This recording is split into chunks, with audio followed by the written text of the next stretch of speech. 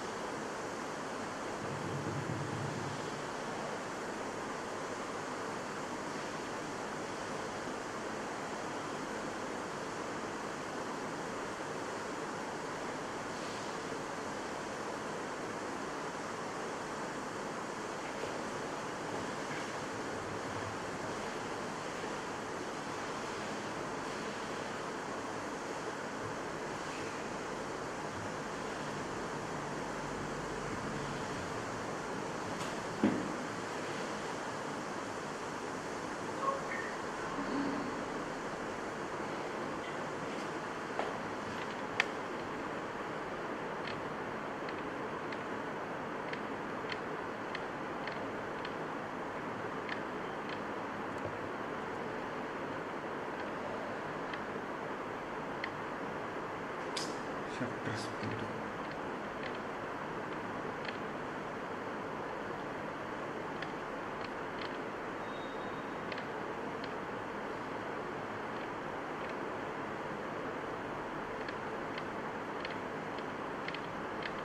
ചേട്ടാ ഷട്ടർ സ്പീഡിൻ്റെ പ്രശ്നം വരുന്നുണ്ട്.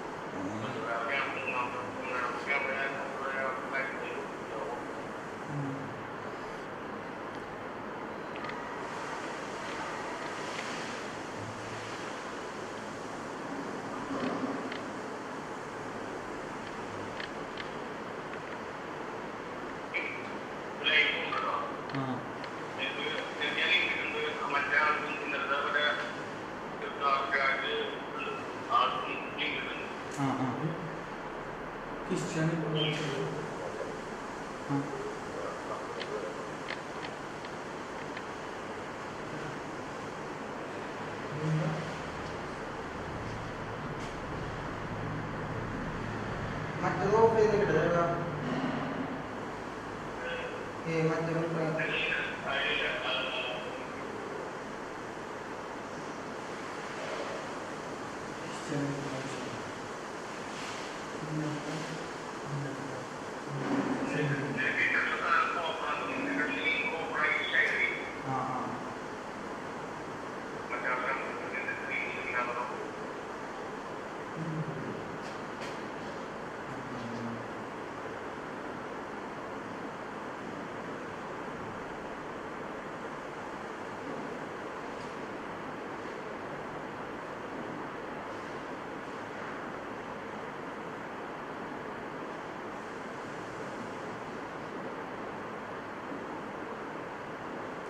അതിനോട് പോയില്ലേ?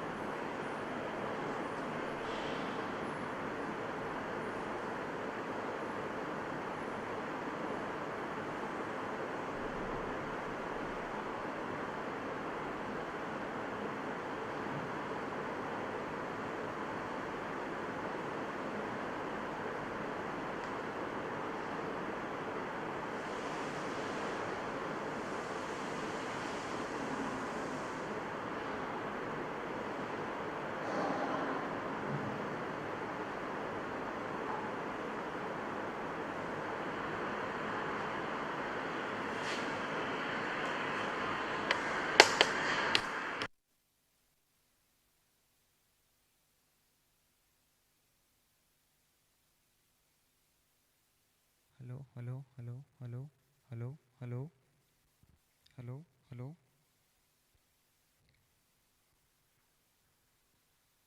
ഹലോ ഹലോ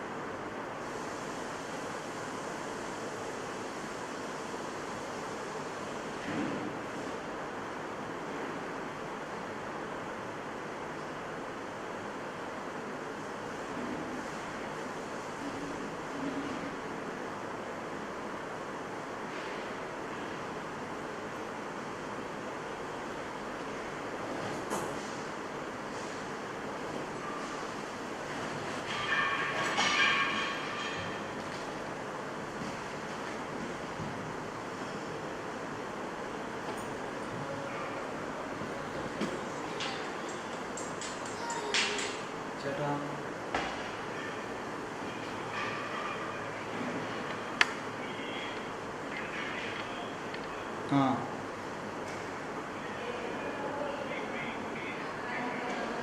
ആ ആ ആ ആ ആ ആ അതെ അതെ അത് ഇടയ്ക്കിടയ്ക്ക് ഇങ്ങനെ വരുന്നുണ്ട് 50 വരുന്നത്.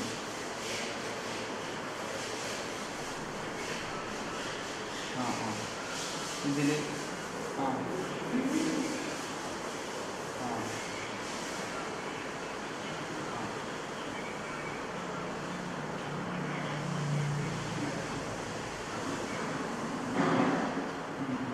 ആ അപ്പോൾ മറ്റേ അല്ല ഇപ്പോൾ പോവുക ഈ ഇന്നലെ മറ്റേ ഗൂഗിൾ കൊണ്ടുപോയതിലല്ലേ വൈഫൈ കണക്ട് ചെയ്തതിൻ്റെ ഇല്ലെങ്കിൽ ഇപ്പോൾ വെച്ചേക്കണില്ല.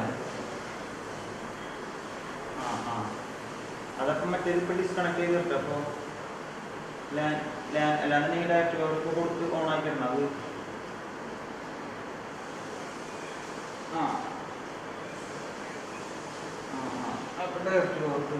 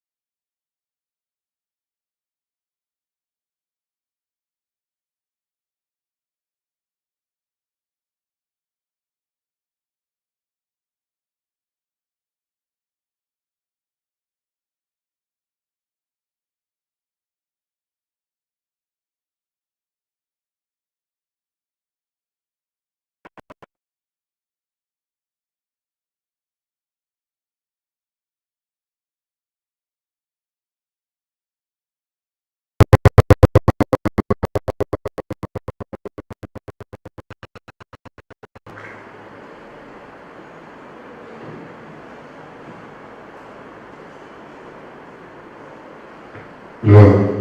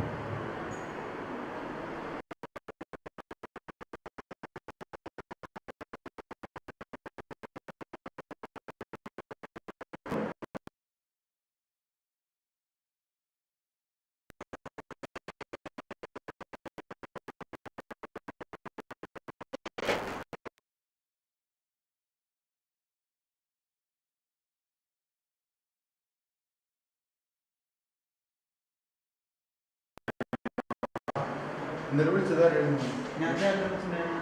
ആണോ? വീട്ടിൽ കൂടെ വിളിച്ചാൽ വിളിച്ചത്. ഇവിടെ ഫുൾ ടൈം ഉണ്ടാവില്ലേ? ഒരു കാര്യം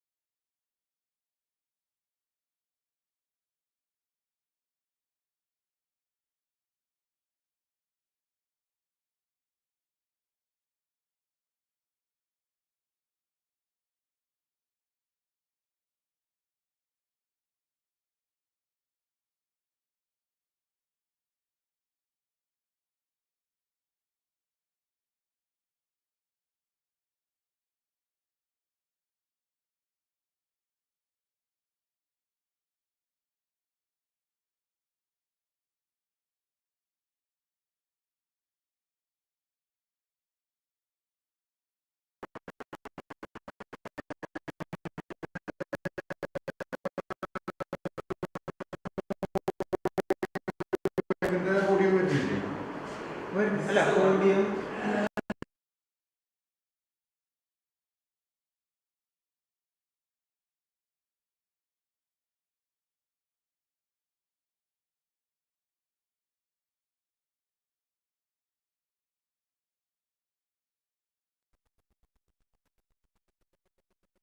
ഉണ്ടോ? എല്ലാം വരുന്നില്ലേ?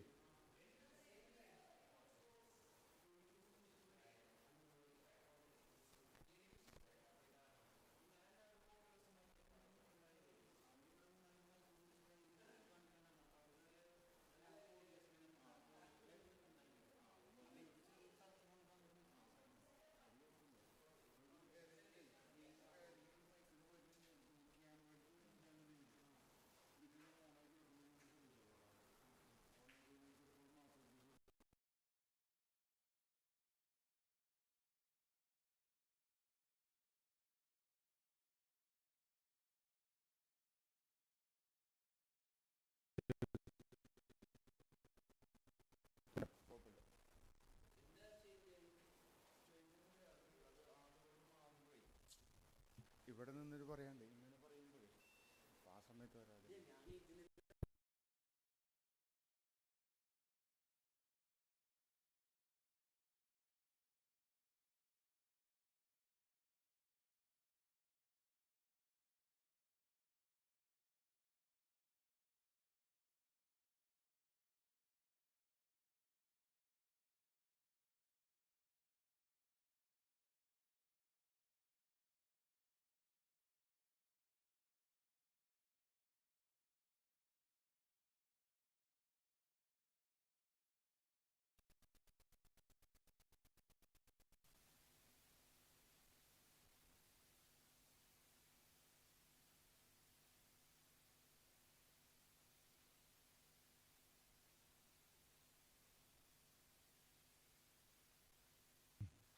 hello.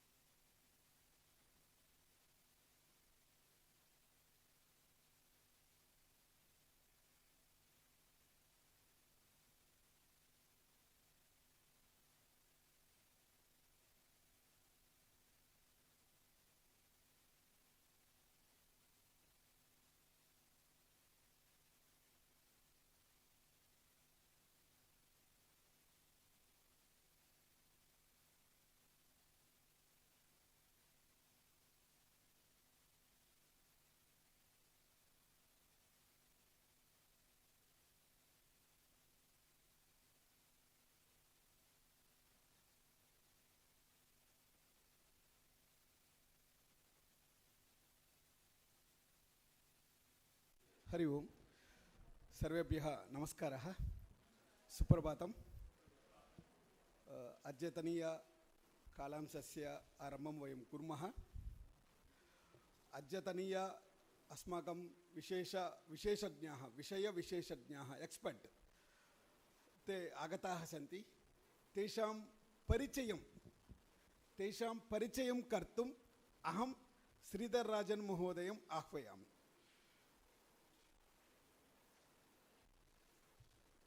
Namaste, a very good morning to everyone. Suprabhatam. As we begin the second day of our 5-day continuous professional development program on Indian knowledge system in school education, we look forward to a deeply reflective and experiential journey where the wisdom of the past meets the aspirations of the present. We are truly honored to welcome our distinguished resource persons for today's sessions, Sri Hari Vittal and Srimati Namrata Sri Hari, whose works exemplifies in the living spirit of Indian knowledge system in education. Sri Hari Vittal is a seeker, storyteller, and educator who views learning as a journey of self-discovery. An alumnus of the London School of Economics, he transitioned from the social sector into the field of education. His early association with Chinmaya Yuva Kendra depended his understanding of Vedanta and Bhakti Sutras, while his work with Bhumi and Udayam refined his expertise in felicitation and instructional design. Over the past 5 years, he has touched the lives of more than 3,000 children through immense experiences that integrate the best of tradition and modern pedagogy. In 2021, he founded the Vedic Pond, a creative learning organization dedicated to making Bharatiya wisdom meaningful and accessible through workshop, gurukulams, and teacher enrichment programs. Alongside him, we have Srimati Namrata Sri Hari, a student and instructor of yoga in the Krishnamacharya tradition, whose work reflects a gentle harmony between discipline and compassion. She is deeply inspired to apply the timeless principles of yoga in contemporary education through research, dialogue, and experiential learning. Accounted by qualification, she is currently pursuing a master's degree in SANSKRIT Indian knowledge system from the MIT School of Vedic Sciences, Pune. Since joining the Vedic Pond in 2022, she has been anchoring programs on yoga, Ayurveda, and Nyaya, connecting to the ancient sciences with modern learning in innovative ways. Together, they represent a perfect confluence in intellect and insights, a beautiful blend of the reflective and the practical, where learning becomes living knowledge. Dear resource persons, we are privileged to have 40 participants attending in the 5-day program, including assistant professors from DIET, DOE officers, OSD, from the school and the CAU branches, TGT, and primary teachers from SCERT New Delhi. These educators have come with great enthusiasm to explore how the Indian knowledge system can be effectively integrated into classroom practices. Today, the 4 sessions will cover the following themes: Indian philosophy of education, Upanishad and Gurukula learning systems, value frameworks in Indian knowledge systems, nutrition and nourishment in IKS, yoga and mindfulness for school children. These topics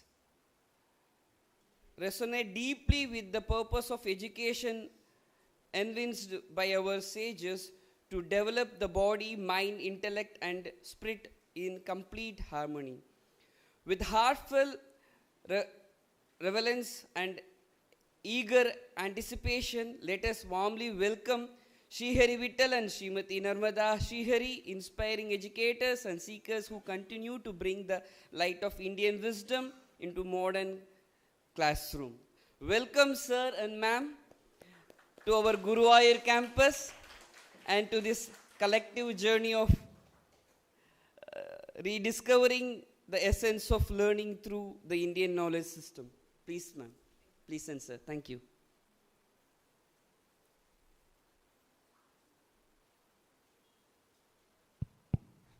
Check. Namaste. Am I audible for all of you? Okay. We'll start with a small prayer, a small invocation. Let's bring all our attention and energies into this session. To this day, in fact, we are going to spend the entire day together. And I'm really excited and looking forward to spending this day with all of you. But let's invoke the blessings of the divine and bring our fullest self over here. We will start by chanting 3 Oms followed by the Sahana Vavatu mantra. If you know the mantra, you can join me in the chant. If not, you can just listen to me chant.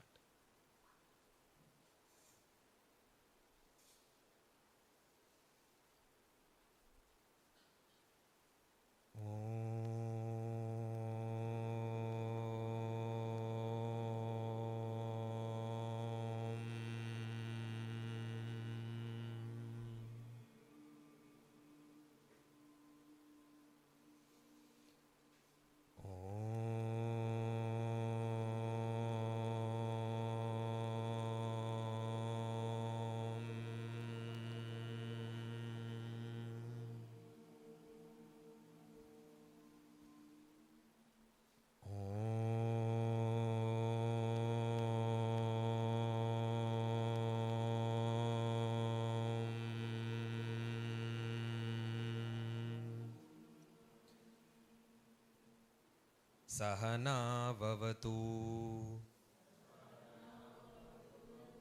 Sahanau Bhunattu Sahaviryam Karavavahai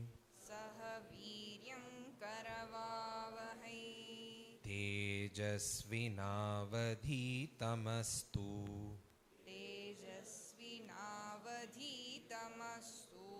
Ma Vidvishavahai Om Shanti Shanti Shanti.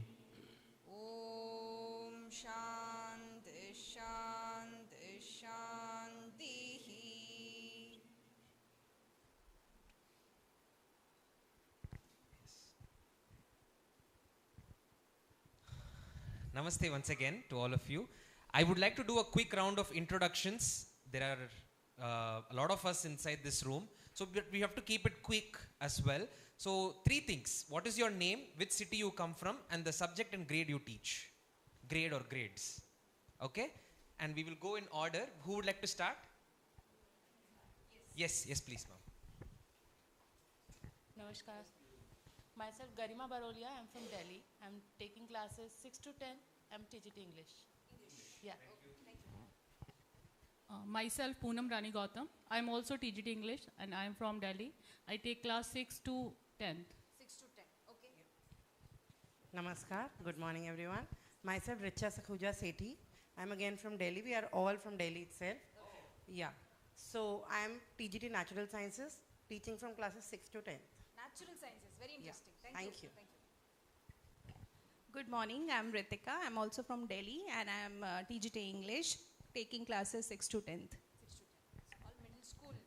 Morning all, my name is Parminder Kaur. I am TGT English only and taking same classes, grade 6 to 10. 6 to 10.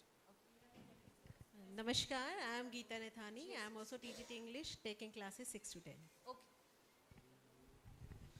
मम नाम doctor इला वर्मा अस्ति SCRT मध्ये सहायक प्राध्यापिका पद रूपेण कार्यं करोति. Okay. Okay. Thank you. You can just pass on the mic. मेरा नाम मुरारी झा है और डाइट में मैं पढ़ाता हूँ. Sociological philosophical perspective in education, ये मेरा एक पेपर है. Okay. Okay. Great. नमस्कार सभी को. मेरा नाम डॉक्टर मुकेश कुमार. मैं as a assistant professor in SCRT and इस ग्रुप का कोऑर्डिनेटर हूँ और इस ओवरऑल एक्सपोजर का नोडल ऑफिसर हूँ. Thank you. Thank you.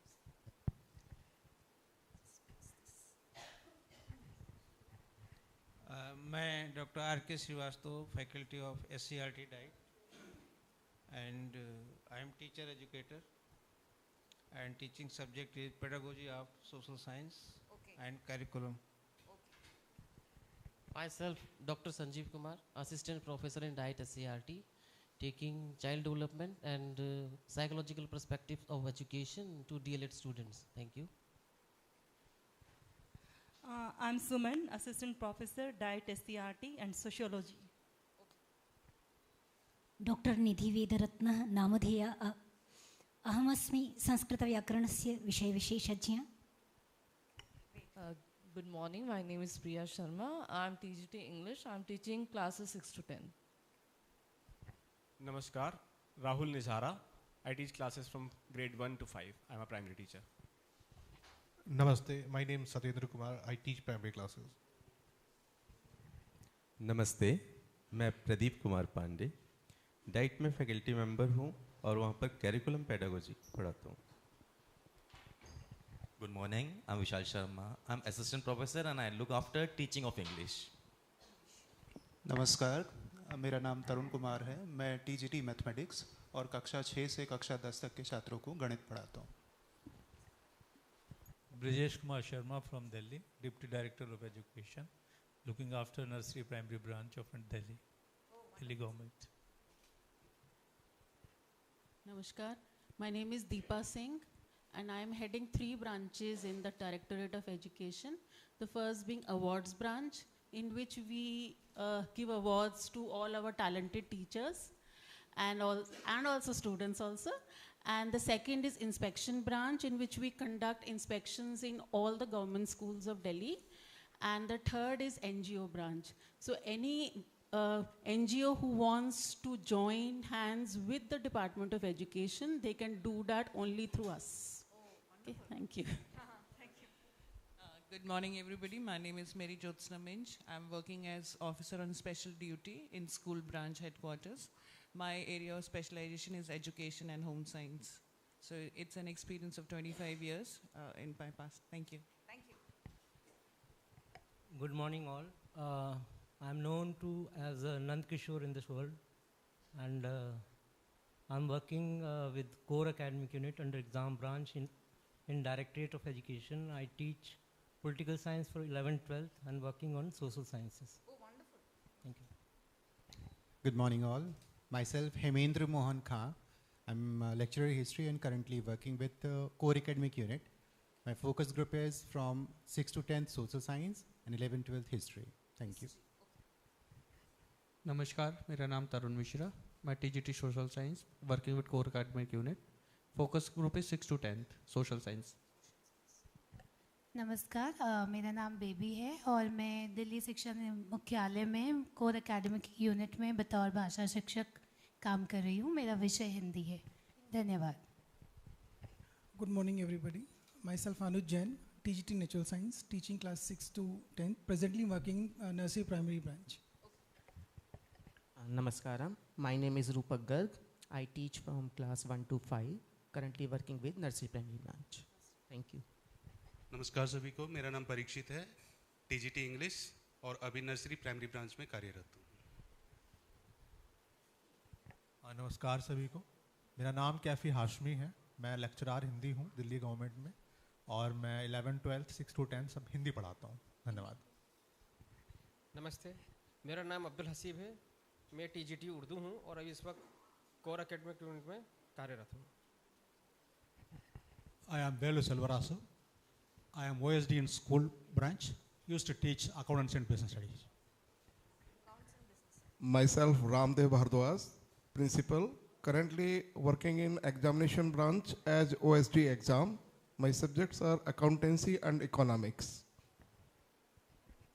नमस्कार सभी को, मेरा नाम ललिता है। I am working as an assistant professor in DIET Gumaneda, teaching DLED students.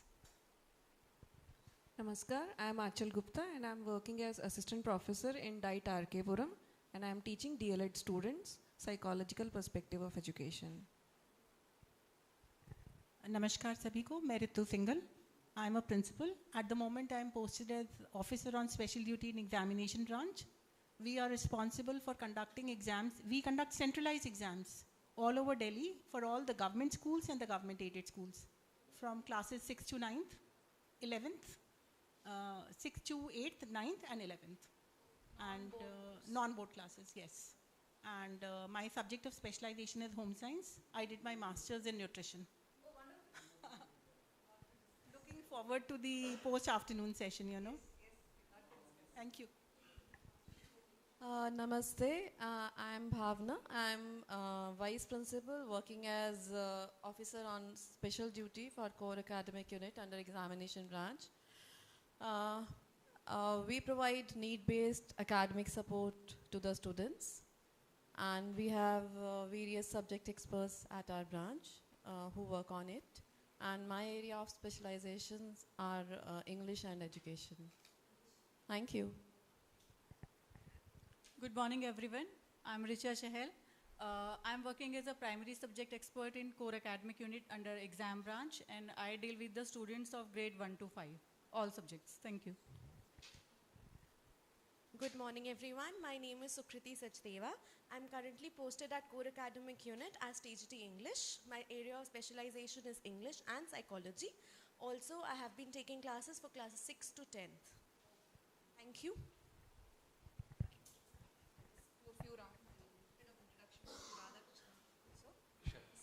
We have amongst us Sri Radhakrishnan also.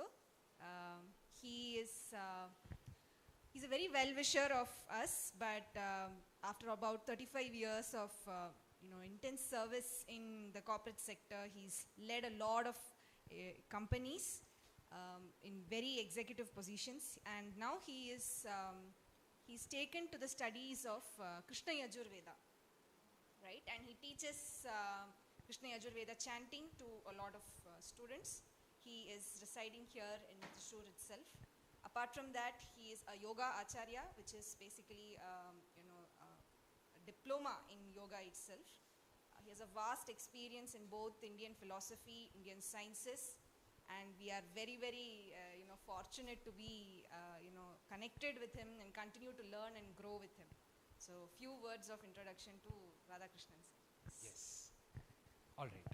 So, Namrata and I run this organization called the Vedic Pond. Of course, now we are an 8-member team. There are different facilitators who go to schools. We have curriculum developers. We have seniors like Radhakrishnan ji who guide us in multiple things. We are here to share whatever little we have gathered in the past 3-4 years. We are not here to say we know it all or we are experts, right? Some of you are also bringing a lot of experience from your work in the classrooms and in schools and in higher departments. So we are also here to learn from all of you and how you are looking at the school journey, the schooling journey, or the school education itself. Okay, so let's get started. This topic for the first session is, I think we can use this. Yeah. Indian philosophy of education, Upanishadic and Gurukula learning systems, right? I have drawn a lot of my thoughts today from some of the Gurukulas that exist today. One such is Vidya Kshetra. It's based in Bengaluru. So it is a must visit whenever we visit South India. The Gurukula there is focusing on both Gurukula philosophy and the modern pedagogies and modern philosophies. So how they blend both of that is something, a very interesting case study to look at. We have also drawn from Anadi. I think yesterday Smriti ji was here. She's the founder of Anadi. So how they go about their work and Gurukula is also another case study to look at. And other things on how we go about it, some ideas. So this is what is in store, and let's get started. The first, okay, there is an image. Maybe can you refresh this?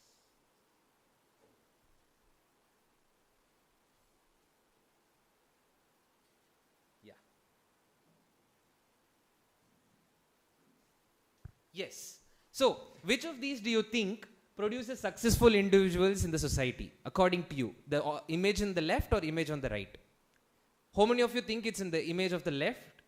Raise of hands. How many of you think, okay, few hands. Let me give a few more seconds. How many of you think image on the left? My left. So I am standing here, your left, yeah. Okay. Thank you. How about on the right?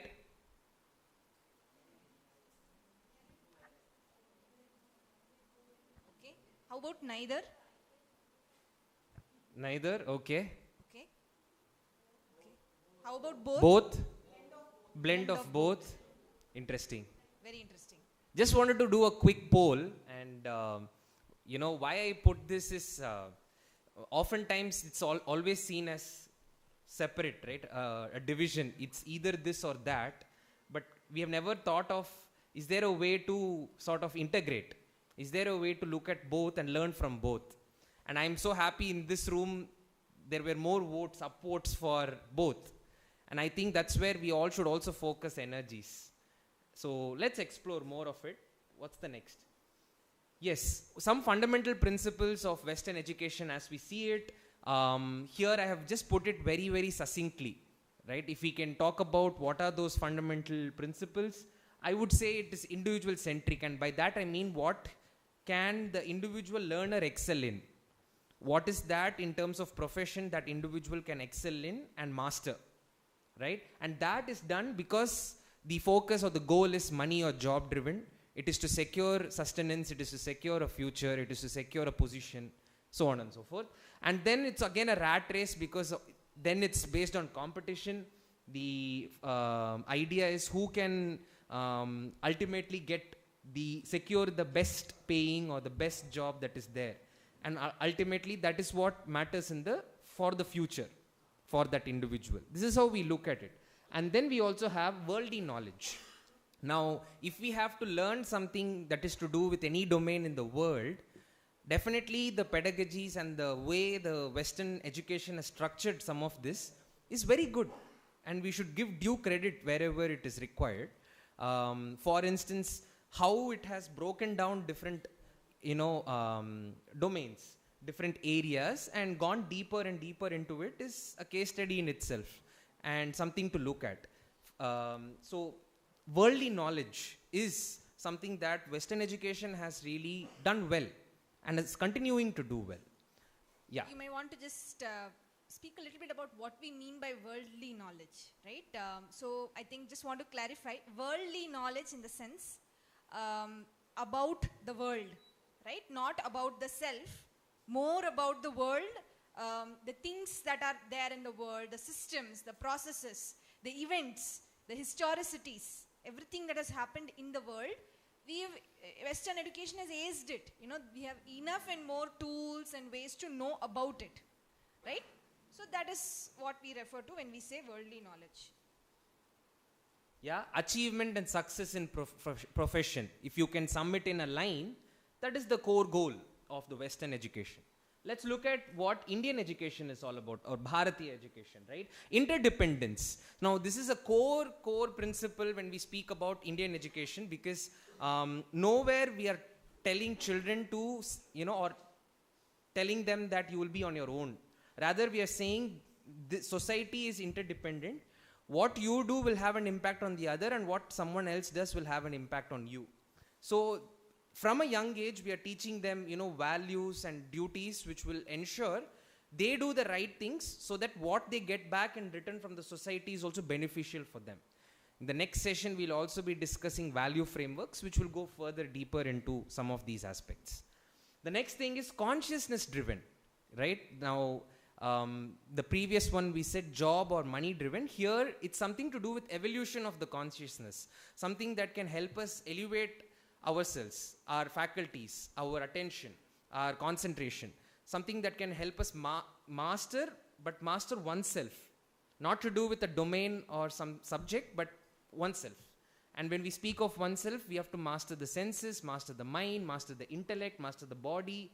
And that's why we have so many different avenues in the IKS, which helps us, do each of this work and practice. All right? And then it's a quest. It's not a race. Each one is a unique individual as we see it in this world, and each one has their own quest. So when it becomes a matter of quest, it's there is an idea of what is an end or goal, but as we go about that quest, that end can keep changing. The process itself is blissful, if you look at it, So the constant reminding of oneself that, hey, what can help me increase my experience of happiness, experience of life, experience of energy. Those are some of the questions that is really looked at when we look at IKS, and how students also approach the Gurukula students also approach their learning. And in this, we look at both the inner and the outer worlds. It's not just the worldly knowledge, as Namrata said, it's also the inner world. And what we can say is IKS has given the frameworks, the practices to make sense of what goes within. Practice, enhance, develop, all of that happens within oneself. Now this is important. Many of the thinkers in India have also spoken about why both worlds are important. Be it Sri Aurobindo, J. Krishnamurti, we read a lot of their works, our own teachers. Without the knowing of the inner world and assuming that just knowing the outer world will assure success is actually not comprehensive and complete, right? Because without a proper and a set inner world, we already are seeing what are the consequences that are going on. Be it loneliness, be it distancing, be it confusion, anxiety, mental health issues. All of these things are pretty much prevalent. And for that to be addressed, inner world knowledge, inner world processes, practices are non-negotiable. And IKS education, Bharatiya education has it inbuilt in the way it works. So just wanted to place this here, in a very quick, if you want to call it a capsule form. And now we will go further into a particular aspect of Gurukula education and break it down and see what are those three key aspects of Gurukula education. Yes? I just wanted to give an example of what we call as interdependence, right? Yeah. We were having a discussion with Radhakrishnan sir yesterday, and he was quoting about how his own grandson, out of, let's say, very, you could call it innocence, you can call it being naive, was in an examination setting, was going around and helping everyone, all his friends, because in his mind, knowledge is not something that I need to hoard for myself and just use for myself. Okay, so the inherent innocence that all of us have is to share knowledge with everyone. And you will be pleased and surprised to know there are no examinations in Gurukulas. There will be no examinations. At the most, in the way we know it. In the way we know it. If you have a regular, it will at the most be something like a written recall. And even in that recall, it's completely participatory. ऐसा नहीं है कि मुझे ये पता है तो मैं अपना आंसर लिखूंगा. नहीं, सब साथ में पढ़ के बहुत मिस्टेक्स भी करते हैं. But ऐसा नहीं है कि ये खाली मुझे ही I have to be the one who has to know this and get great superior marks. So why am I bringing this here is this idea of interdependence and quest. Because knowledge is not an individual pursuit in the Bharatiya way. Knowledge is a quest, and the more we learn it together, which is actually the inherent way, the innocent way that all of us are, naturally part of or understand it to be, the more deeper your quest becomes. And IKS facilitates exactly this. Indeed. Yeah, so the goal here is evolution of the individual, right? And in that, fulfillment is achieved. Yes. So, a quick pair share activity. I know all of us do this in our own classrooms. You can quickly pair up with the person sitting either to your right or to your left. I hope there are 40, so I'm sure there will be 20 pairs. If there is probably one or two extra, just join another pair and make it a triple or a quadrant, whatever. So here is one, the question: which aspect of your classroom reflect principles of Western education and which aspect reflect principles of Indian education?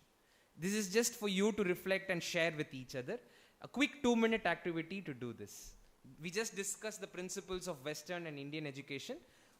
Which aspects reflect that and which aspect reflect Indian principles? Go ahead and please share. With each other, yeah.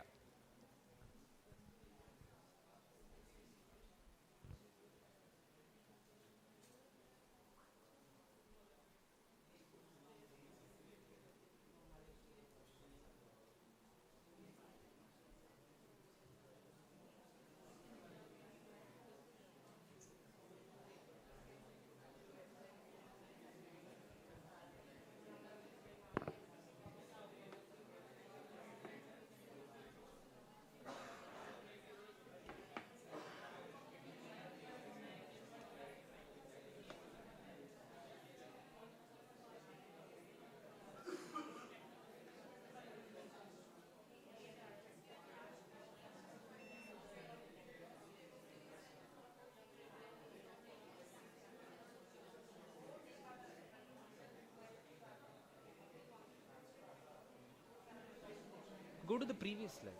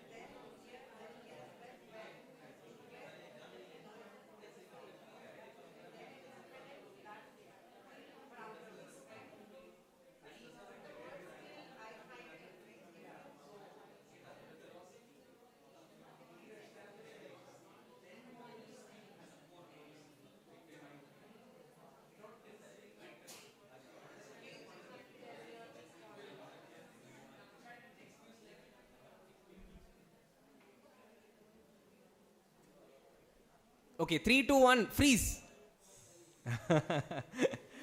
All right. Got some time to share with each other?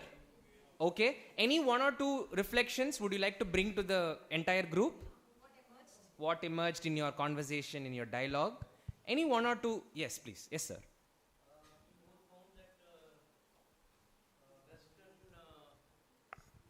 From the Western system, we can take that our classroom structure and sitting plan.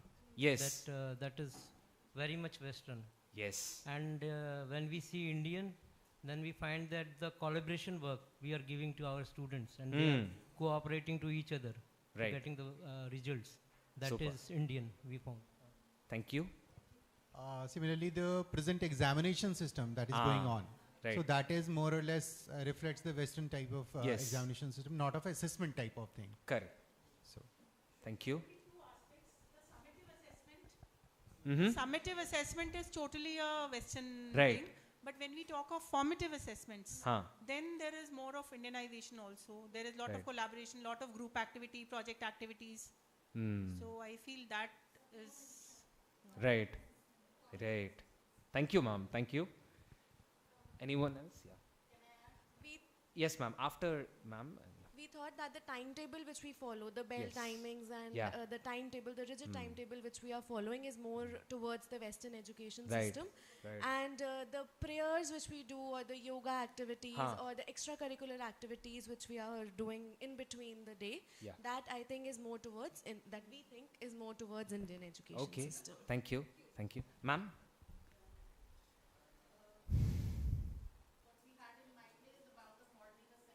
Uh-huh. Right.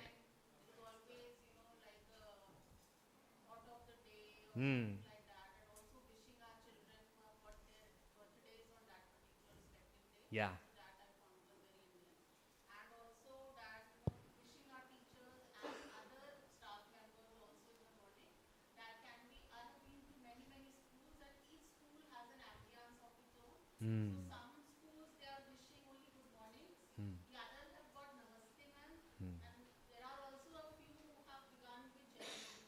Wow.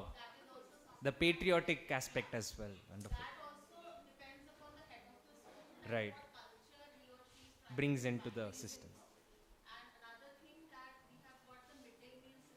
Right. Ah.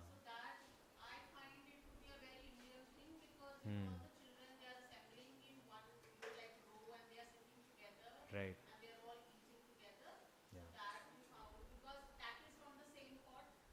Fantastic. Yeah.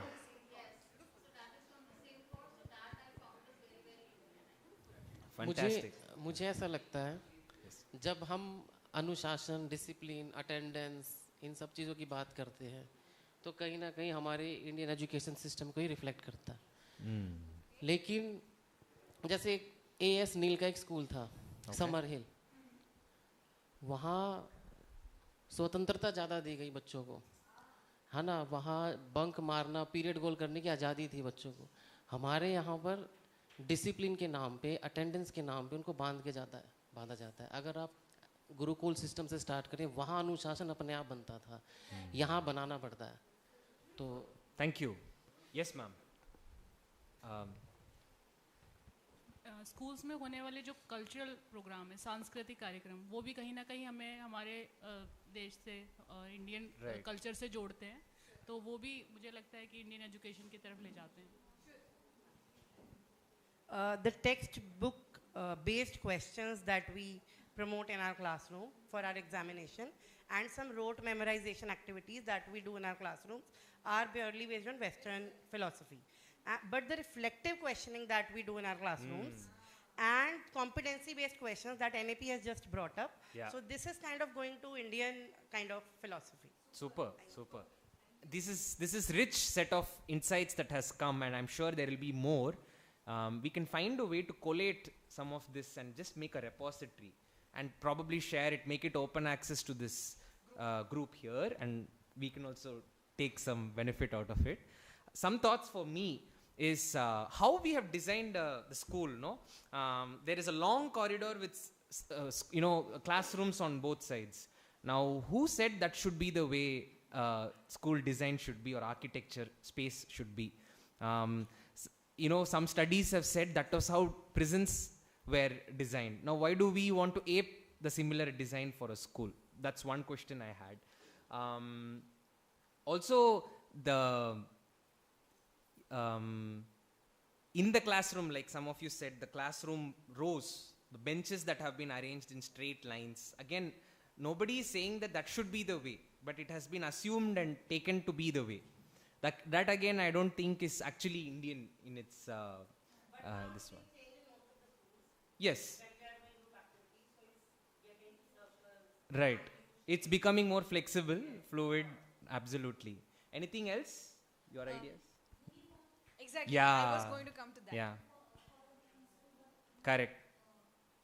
I find it so difficult to digest that we are wearing coats and suits in a climate which is 30 degrees, 35 degrees. I find it very difficult to, understand why are we doing this? Right, necktie. Exactly. Right? Exactly. What are we trying to do with our children? One more thought, sorry sir, I'll just finish this. One more thought was the groupings into specific grades is a Western practice. In Gurukulas, if you see, students across grades, ages 6 to 10 are grouped together. And they are not divided age-based, right? And there is a spectrum of age which is divided as separate categories. As Shishu Avastha, then Bala Avastha, then little bit Yuva Avastha. Like that it has been divided, and I see so much value in that. There is no then sense that if I'm 1 year older too, I'm your senior. And that's not actually the case. Psychologically also we don't have such, many of you here are psychology experts or coming from that domain. We have also seen that that is not how brain development functions. It happens across a certain age spectrum, right? So that's another thought I had. Sir, you wanted to add? मैं इसी पे बात कर रहा था कि पूरा school setup ही अगर हम देखें तो वो वेस्टर्नाइज कल्चर के हिसाब से ही है। चाहे उसके हम कैरिकुलम की बात करें, असेसमेंट की बात करें, या फिर एज बेस्ड एडमिशन की बात करें, जिसकी भी आपने बात की। एक बच्चे के अंदर किस तरह के इंटरेस्ट डेवलप हो रहे हैं उस क्लास में, उसको 45 मिनट्स के अंदर ही तुरंत ही चेंज करना है, अपने को शिफ्ट करना है। That's a shifting is more critical, right? कि बनने वाले उसके हॉबी पैशंस को तुरंत ही चेंज करना है, या अदर वर्ड में कहें तो उसे किल करना है और तुरंत ही दूसरी चीज़ों में जाना है। ओके, ऐसे पढ़ते हुए कॉमन सब्जेक्ट्स पढ़ते हुए जैसे ही वो सीनियर सेकेंडरी की ओर बढ़ते हैं, उन्हें स्पेसिफाइड होना पड़ता है कि ओके भले ही इंटरेस्ट मेरा ये है पर सब्जेक्ट कॉम्बिनेशंस तो यही अवेलेबल है और इसी अवेलेबल के हिसाब से हमें चूज करना है। That's a more critical and that is limiting, that's a limiting. ठीक है, अगर साइंस पढ़ना है तो संस्कृत तुम्हें छोड़नी होगी, भले ही तुम्हें ब्यूटी ऑफ लैंग्वेज हो या फिर तुम्हें कल्चर पसंद हो या तुम्हारे अंदर पैसन हो लिंग्विस्टिक को लेकर। ठीक है, आप लैंग्वेज में भी साइंस देखते हो तो भी, राइट? भले आप साउंड सिस्टम को अगर सबसे पहले हम आइडेंटिफाई करें तो हम लैंग्वेज के थ्रू ज़्यादा अच्छे से आइडेंटिफाई कर सकते हैं, और जब हम साइंस में जाते हैं तो भी इसकी बात होती है, पर हम इसको इंटर डिसिप्लिनरी अप्रोच के साथ हम नहीं लेके जाते हैं। सो हमेशा ये बाउंड्रीज क्रिएट कर देना लर्निंग में टाइम टू टाइम, और with in the day, year, और जो भी ग्रोइंग के डेज हैं, ईयर्स हैं, उनमें ये सब वेस्टर्नाइज है, क्योंकि हम उन्हें लेबोरेटरी सिस्टम के हिसाब से देखना चाहते हैं कि इतने दिन में, इतने समय में इतना ही ग्रोथ हो और इस तरह का वो आउटपुट है, जो कि हमारा इंडियन बिल्कुल नहीं है। So thank you so much sir.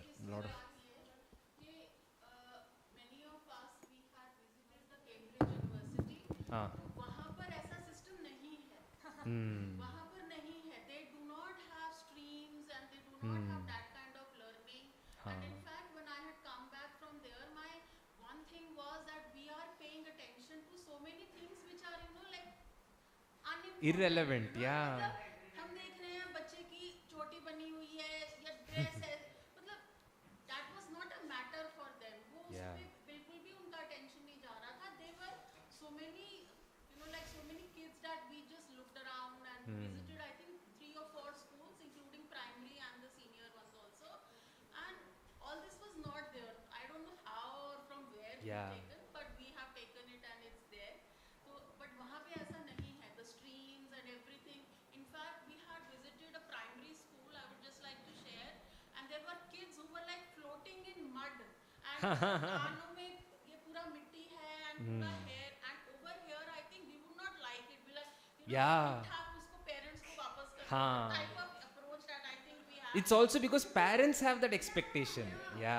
Can't blame only the teachers. I tend to disagree कि Western में ये नहीं है भाई. They were very, very open with their education system. It was the teachers, like 10 students dancing and there were 4 teachers supervising them. So that was something, I think that was something that we should also take from them. Definitely. I wouldn't like to blame the Westerns also. Yeah, thank you ma'am. Yes ma'am.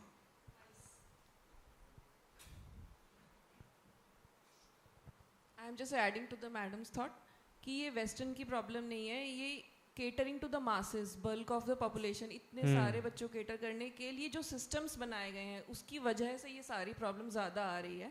तो ये western पे हम पूरा तरह से नहीं कर सकते कि ये वेस्टर्न है और ये इंडियन है, बल्कि जो systems over the years emerge हुए हैं कि इस तरह से यूनिफॉर्मिटी होनी चाहिए, ये पैटर्न ऑफ एजुकेशन होना चाहिए, एग्जामिनेशन का ये होना चाहिए सिस्टम, तो उस पर ज़्यादा ये जा रहा है।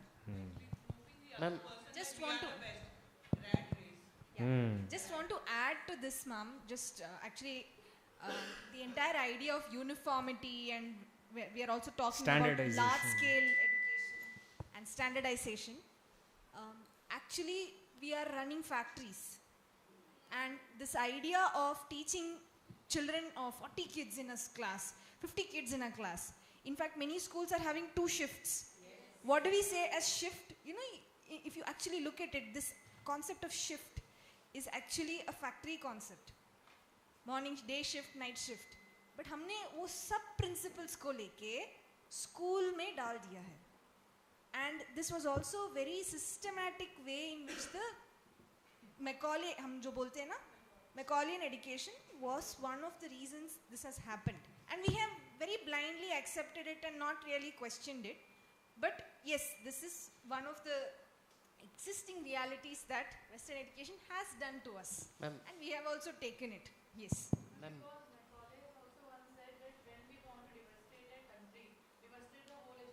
Yeah. That's all. Exactly. In the minutes, Macaulay's minutes, is this mentioned very explicitly. Yeah. Sir एक पर्सपेक्टिव और है, जैसे आंचल मैम ने कहा ना, मैं उनकी बात से एग्री करता हूँ। अगर हम इंडियन एजुकेशन सिस्टम को देखें ना, जैसे वहाँ पीपीटी पे लिखा है principles of Indian education system. हमारे इंडियन एजुकेशन सिस्टम में गवर्नमेंट अलग है, प्राइवेट अलग है ना। अगर हम एडमिशन की बात करें, हमारा प्रशासन तय करता है कि 5वीं क्लास का बच्चा कितने दायरे में एडमिशन कराएगा, 9th क्लास का बच्चा, 6th क्लास का बच्चा, ठीक है। लेकिन सिस्टम ऐसा होना चाहिए कि बच्चा तय करे कि उसको किस स्कूल में जाना है, उसकी काबिलियत कितनी है। ऐसा नहीं है कि नहीं होता, हमारे इंडियन एजुकेशन सिस्टम में होता है, ये नवोदया है ना, कुछ तरह के फॉर्म्स हैं, अप्लाई करते हैं, आर्मी स्कूल में अप्लाई करता है बच्चा। लेकिन सामान्य शिक्षा की बात कर रहा हूँ मैं। अगर मैं दिल्ली का एग्ज़ाम बोलूँ, वहाँ पे डायरेक्टरेट ऑफ एजुकेशन है, हर साल सर्कुलर निकलता है आरटी के अंतर्गत कि भाई इस बच्चे का जो एडमिशन है, ये फेस प्रॉब्लम करते हैं वहाँ पे पेरेंट्स की, भाई मेरा बच्चा तो उस स्कूल में जाएगा, लेकिन प्रशासन कहता है नहीं, आपको इस स्कूल से पास हुए, आपको इस स्कूल में जाना है। गवर्नमेंट सिस्टम की बात कर रहा हूँ मैं। तो बहुत देखो डिफरेंस तो बहुत है दोनों सिस्टम में। दूसरा, जैसे मैंने एडमिशन की बताया, जैसे मैम ने बात उठाई यूनिफॉर्म की, ये भी बहुत इंपॉर्टेंट फैक्टर है। हम स्कूल की बात करें, डाइट्स में भी यूनिफॉर्म है। एक दिन हम बच्चे को देते हैं वेडनेसडे को, जहाँ बच्चा यूनिफॉर्म के बिना आएगा, है ना, वो सामान्य अपना ड्रेसअप में आएगा। बट उस बुधवार के दिन है सर, वेडनेसडे को बच्चों में ज़्यादा उमंग देखता हूँ मैं, वो ज़्यादा खुश रहते हैं। करेक्ट। और जिस दिन हम यूनिफॉर्म को बोलते हैं, है ना, आफ्टर 12th की बात कर रहा हूँ, ऐसा नहीं है कि वो खुश नहीं है, वो अपनी एक्टिविटीज़ कर रहे हैं, असाइनमेंट्स बना रहे हैं, क्लासेस, लेकिन उसमें ना तब भी वैरायटी मिलेगी यूनिफॉर्म में भी। कोई जीन्स पहन के आ रहा है, कोई नॉर्मल पैंट पहन के आ रहा है। Yes. तो ये There are also schools who have uniform but with Indian attire, ethnic wear. I find value in that also. Children feel more comfortable. They sit on the ground and do their studies. So we have some case studies which we have put together where existing schools who are either Cambridge syllabus, CBSE, but have integrated this into their culture, classrooms in a very unique way. We can learn from some of those examples. So moving on, what are some, the roots of that, whatever we discussed, right? Where is it all coming from? Here, from the Yoga Sutras, we have been able to put it into 4 categories. One is Nitya, Anitya, which is to misunderstand what is temporary as permanent. So when we speak of degree, when we speak of scores, and when we give too much emphasis and importance to it, that is a reflection of the child's or the student's performance for that day. Now, multiple things could have happened that day which led to probably the student's score, which wasn't the best that the child could have done. but that is given the most emphasis. So why are we giving importance to something that's temporary and thinking that's permanent? Only if the score is high is a reflection of the child's ability and skill. Second is Shuchi Ashuchi. We think what is unwholesome is wholesome, or what is unclean is clean, or what is unhygienic is hygienic, right? So our idea is, as ma'am said, drawing from what ma'am's example, we think no, going and playing in the soil is not actually helpful, it's getting dirty. But it has its own benefits, and in today's session we will be speaking of connecting with earth and why it is important, right? In Gurukula, students go farming. How can you expect to do farming without going into the soil, without getting wet, getting dirty? Go puja as well. Go puja. They collect the cow dung, make cow dung cakes out of it for their yajna purposes, for various other purposes, right? So, but it has its own, and today a Western organization will come and say, oh, cow dung has medicinal properties, pharmaceuticals should look at it and integrate it into the practice, and they will put IPR on it, patent it. हल्दी का pattern अभी आ चुका है, exactly. Yes, right? Banana leaf, some German companies making plates out of banana leaf material. So why? Because there is value in it, and then they are seeming to export this and then import it back, and then our people is like, oh wow. Suchi, yes sir.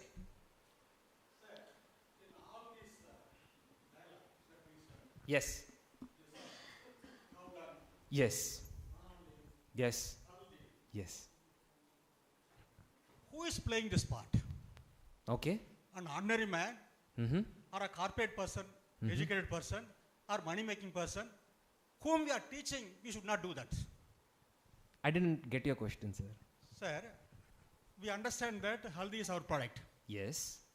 The MNC is being behind that, and it is getting the patent, right? Yes. And they are swindling all the knowledge. Correct. And they repack it and they give it to us. Correct. Who is involved in this process? Who is involved in this In the process? process. What do you think, sir? I would like to know your thoughts. I think the most highly educated person, he is involved. Okay. The person who is there in the village, yes, he is not involved. Okay. He is being thrust. But we are teaching we people here. Even the system, the IK system, you should be taught to the people who are making money-minded. People who are there in the power to show their power. Exactly. People who are insisting on the discipline. Absolutely. People who are constructing and keeping the caste system, Jati Varna system. This should be taught to those people. Oh. In fact, the Gurukula system, I have no problem. But the problem is, in Gurukula system, what about the people, thousands of students there in the village? Is he getting education there? No. Somehow, whether willingly or unwillingly, we are coming to the modern system because the Gurukulas are catering only to the few. Few. It is not catering to the mass. I am a villager.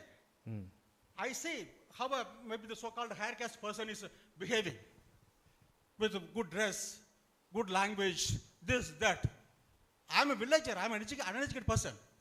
I think, oh, my son should become like him. Yeah. What is my fault? It is their fault.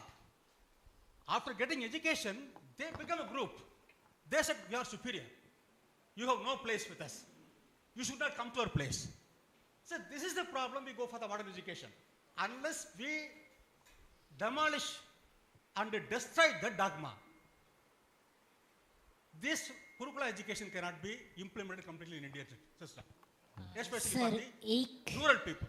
विषय यहाँ पर जोड़ना चाहती, just please sir की बात के साथ मैं सर ने कहा गुरुकुलों में ऐसी जो नहीं हो सकता, मैं भारत का वो एग्जाम्पल, वो इतिहास बताना चाहती हूँ, इस संदर्भ में जोड़ना चाहती हूँ, जो अनसुने पन्ने हैं, अनकहे पन्ने हैं, जिसका इतिहास ब्रिटिश पार्लियामेंट की लाइब्रेरी में एज ए प्रूफ अभी भी रखा हुआ है, क्योंकि वहाँ की जो भी जो सिटिंग्स होती हैं, जो टॉक्स होती हैं, वो सारी रिकॉर्डेड होती हैं। तो जिसमें राजीव दीक्षित ने एग्जैक्ट पूरा डाटा दिया है कि हमारे यहाँ मद्रास रेजिडेंसी का एक डाटा निकाला गया था, अंग्रेजों ने सर्वे जो कराया था, कितने जितने गांव हैं उससे ज़्यादा गुरुकुल यहाँ विद्यमान थे। उत्तर भारत, दक्षिण भारत, सब जगह का डाटा किया गया था। लिटरेसी जब विदेशों में 17% थी, तब भारत में 99 पॉइंट कितना परसेंट का डाटा, एग्जैक्ट डाटा ये अंग्रेजों की ब्रिटिश पार्लियामेंट में एज ए रिकॉर्डेड रखा हुआ है। मैं कहना चाहती हूँ कि गुरुकुल में वो परंपरा थी, गुरुकुल से हो सकता है, बशर्ते दोबारा इतने गुरुकुल जैसे गली गली में स्कूल मिलते हैं, बशर्ते गली गली गुरुकुल आ जाएंगे तो ये वापस में IKS और अपनी संस्कृति को पहचानना, गौरव में कि हमारा इतिहास क्या है और बेस जमीन से जुड़ जाना। जैसे तुलसी को आज हम पूजते हैं, पीपल को हम पूजते हैं, वाई? हम उसका जो साइंटिफिक रीजन वो नहीं जान पाए, हम परंपरा निभा रहे हैं केवल। तुलसी एक वो है जिसमें सारी ऑक्सीजन्स का full of rich of content and same people को देखिए जो साल के 365 दिन में 1 day only. All right, thank you ma'am. तो yes, so I will have to interrupt both of you here. Please give me a moment. Let's take a pause. I wanted to first share here, I am an alumni of LSC. Right now I am running an org which is IKS based. I am giving all my time in learning IKS. Only if I start seeing value in it, I will do something about it. I can go about complaining, nobody is doing it. What am I doing it is my question. And I'm only concerned about that. I have probably another 40-50 years. What best can I do to do this if I'm really concerned about it? She was in EY. She was a manager. She's a chartered accountant. She left a high-paying job, as we speak about MNCs, because she found value in yoga and being a yoga teacher. If she wished, she can be paid 10 times more what she's being paid now. But these are individual choices which we have to make. And it's not easy. And we should be ready to pay the price. Yeah. Sir, here... I don't want to make it about myself. No, this is what it's I want not to say, about sir. us. Sir, this is what I want to say. But this is what is required. If we are really, really passionate about this, more and more of us, we should bring this together and do it in the service of our civilization and society. Sir, I just want to add with Madam's view. I do agree that we were very much educated, literate, and very enlightened, no doubt. When? Thousands of years back. What is happening today? Yesterday, yes, when I was a kid, this is matters today. Sure. What my forefathers said is okay, good, no doubt. But what happened in between? Yes. Correct. Who decided that? Correct. Yes. I am not against the Gurukula system. Sure. I request that Gurukula system to be there in every nook and corner and teach everybody without any distinction, cutting across the entire population. This is what I require. If this is done, I am very much for the Gurukula system. Indeed. I will be the first person to fight against But the it's, system. sir, we are talking about point A and point B, like tomorrow we will reach point B. No. We are not, our society and we are not ready that we can create Gurukulas immediately. We have a long bridge to cross Sir, till before we reach there. Sir, it is not a question of... Sir, Sir, I am not saying that it's Exactly. a matter of a day or two. Exactly. This is a long-term process. It Sir, has to go. The thing has correct. to come. Mera It's a ek ma'am- long-term process. Yes, sir. मेरा Yes, एक sir. submission है. I will In have this to long-term interrupt all process, of you. In the long-term process, 3, 2, 1, those freeze. who enjoy the Freeze, power freeze. and Freeze. resources, they should come down. Thank you, sir. Thank you. Sir, बहुत Sir, बहुत I will have सुंदर- to stop you. बस just I will just give a- you, I'll have to stop you, please. Yeah. There is a space for discussion, but when we have to sort of withdraw, we should be ready to withdraw as well. We have an agenda, and I understand that we have a lot to discuss and there are a lot of concerns. We can have breakout groups for that. Sir, मैं Yeah? बस just इस तस्वीर पे I कुछ will कहना request चाहता you हूँ. to please hold on to that, sir. Thank you. Sir, please. just a line, please.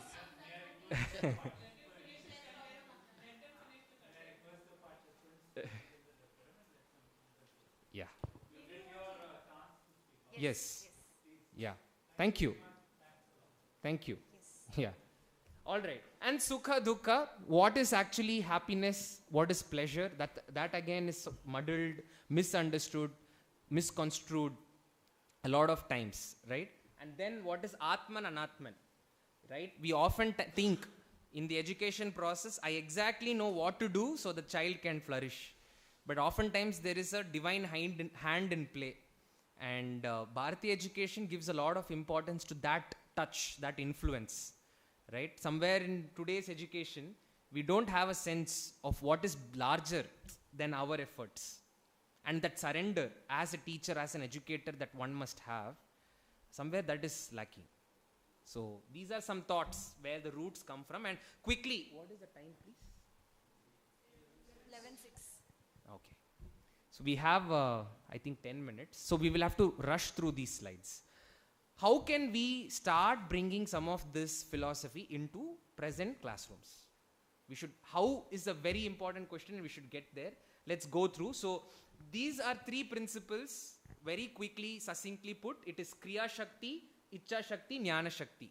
Kriya is to do with the doing part or action. Ichcha is feeling or the inner, desire, inner. Will is another word. Sri Aurobindo says will. Jnana Shakti is knowing, which is to do with the cognition and the higher intelligence, perception and intelligence. Next, please.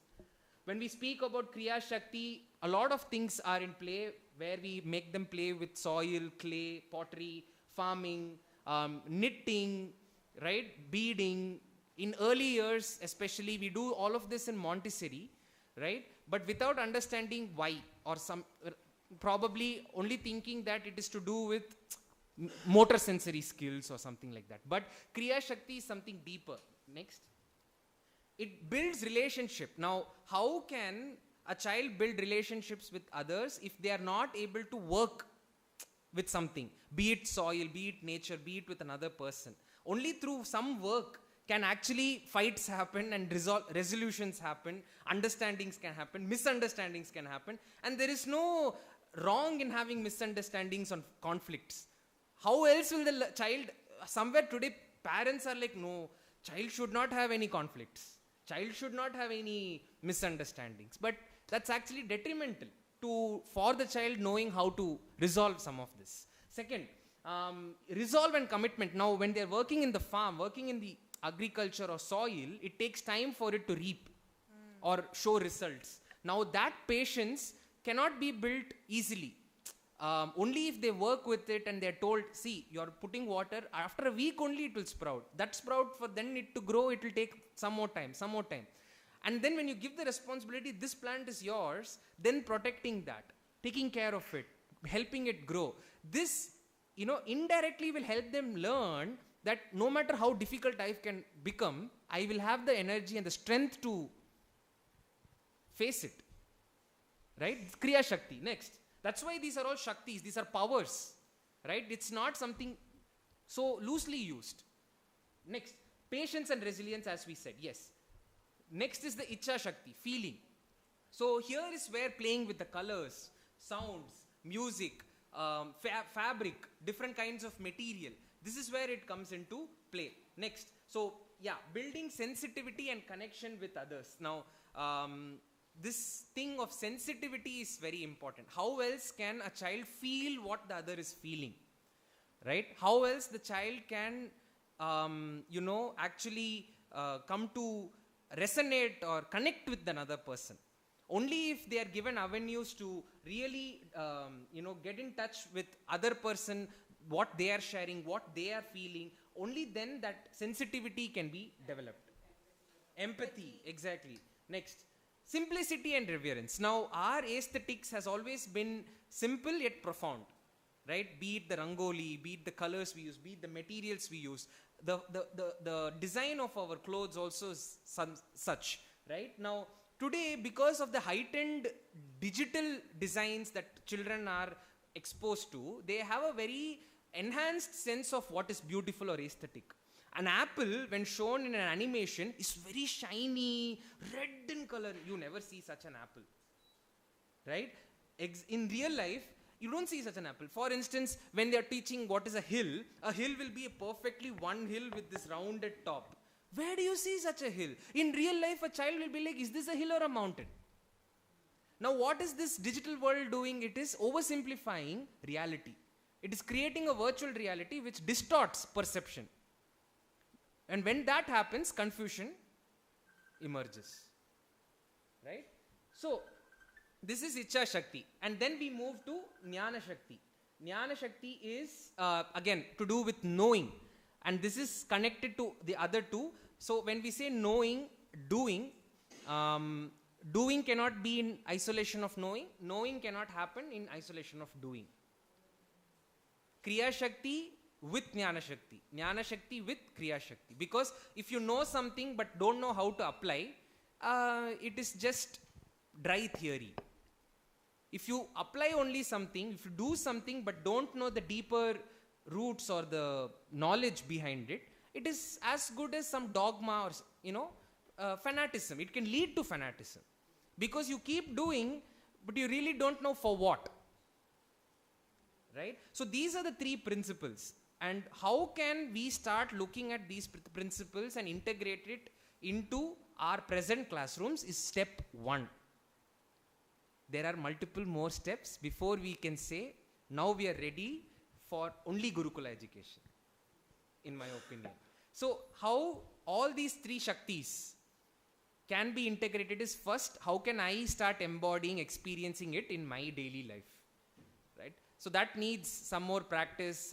That is when the values get, informed. Then the practices such as yoga, mindfulness, all of this will tie back to these 3 principles that we just discussed right now. Okay, so I had some video to show of the Gurukula. I think there is a issue with the projector, but is there anything else left in this? A quick day of a Gurukula. Maybe you can just quickly share that. Yes.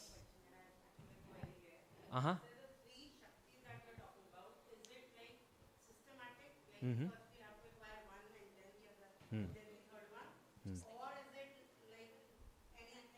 Good question. I will now frame a supplementary question for that, counter question. In your classroom experience, were there moments which felt like aha, or which felt like clicked for the learners and for you? Was it a moment of implementing Kriya Shakti? Was it a moment of implementing Ichcha Shakti? Was it a moment of implementing Jnana Shakti? According to you, what was it? For everyone, I'm posing this question to everyone, right? Kriya Shakti, mane, it's some activity, project, and then through that concept was clarified or taught, right? Ichcha Shakti is through some reflective activity, some sharing, right? Something to do with creative work, like involving some painting or some colors, and then teaching something. And then the Jnana Shakti is again an inquiry, and a question going deeper and deeper, and then solving things together, and then understanding what it is. Exactly. Exactly. Depending on the subject, depending on the context, depending on the learner, depending on you, where you are that day. So it's not like a hierarchy here. Yes. Exactly. Correct. Exactly.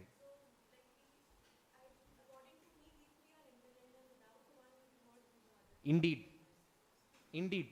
So it has to go through together, right? And what is a living example who does this? Vidyakshetra.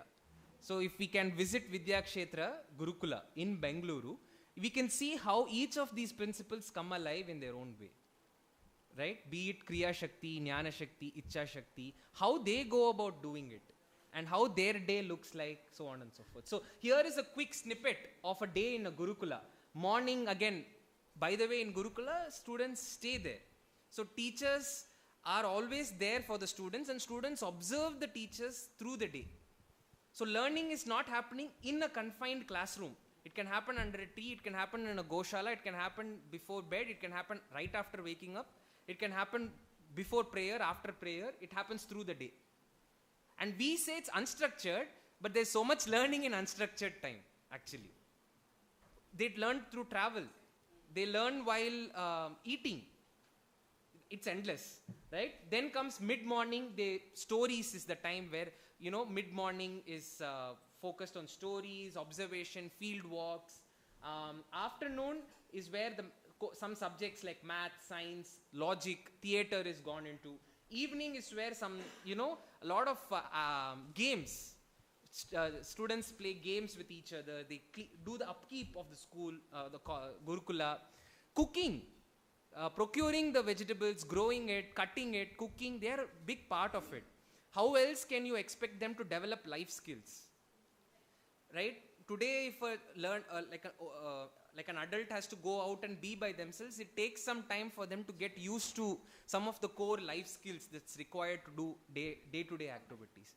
But in Gurukula, they do it every day, and it's a part of their training, right? So they are very independent.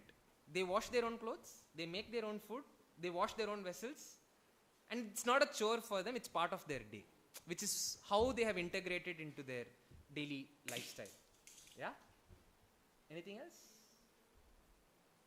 Yeah, this is what the question I posed. We have time or we have to stop? Okay, so we had some more ideas on pedagogy. See, philosophy, we just discussed, we spoke of 3 principles, but how it informs pedagogy is very interesting. I understand we need to take a break, taken a session. Sorry? But that part is very important. Pedagogy, right? Yeah, I do agree. Take a short break and come back. Come back and we'll continue. Sure, we can do that. Yes. Thank you. Yeah, we can come back in 10 minutes.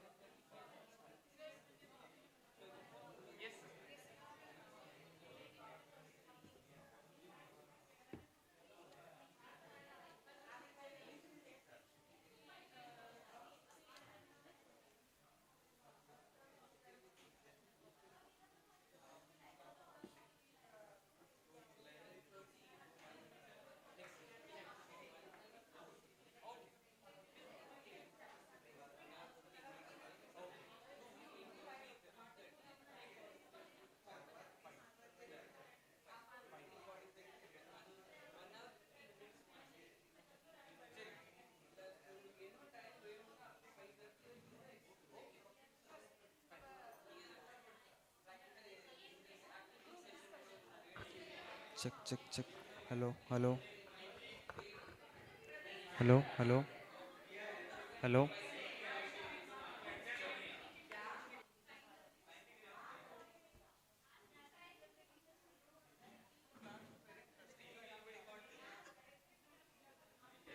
check, check, check.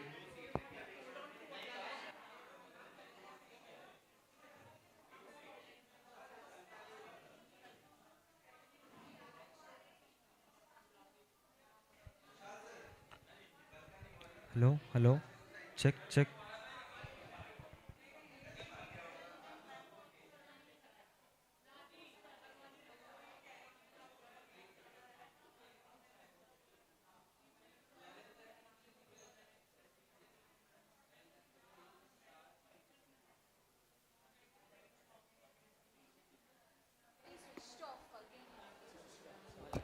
Hello, hello, hello, hello, hello, hello, hello, hello, hello, hello, check, check, check.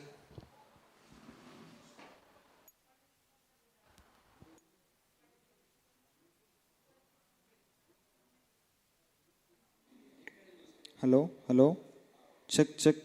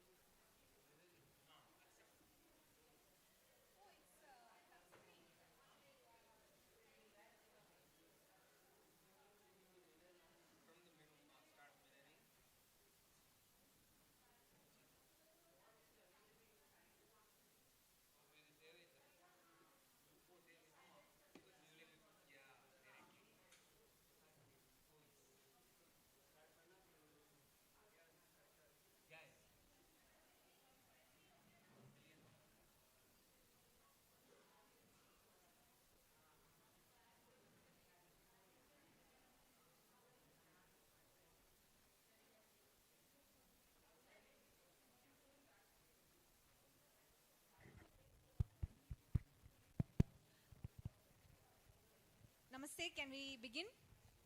Yeah.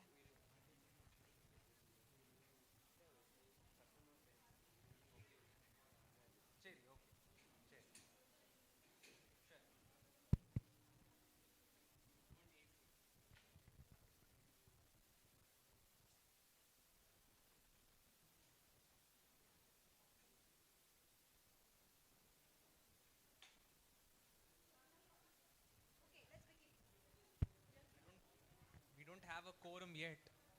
Sir had said we can begin. Acha. Okay. Yeah? Okay, welcome back everyone. Namaste. Had a good chai, coffee break? All right. Energized again for another round of, what can we call? Lively interaction. I think that's the word. Lively. Yeah. Super. Fruitful, lively. Yeah. I think we should start dialoguing. I think this is good. Unless we dialogue, share, that will build on each other's thoughts, experiences. So this is very good.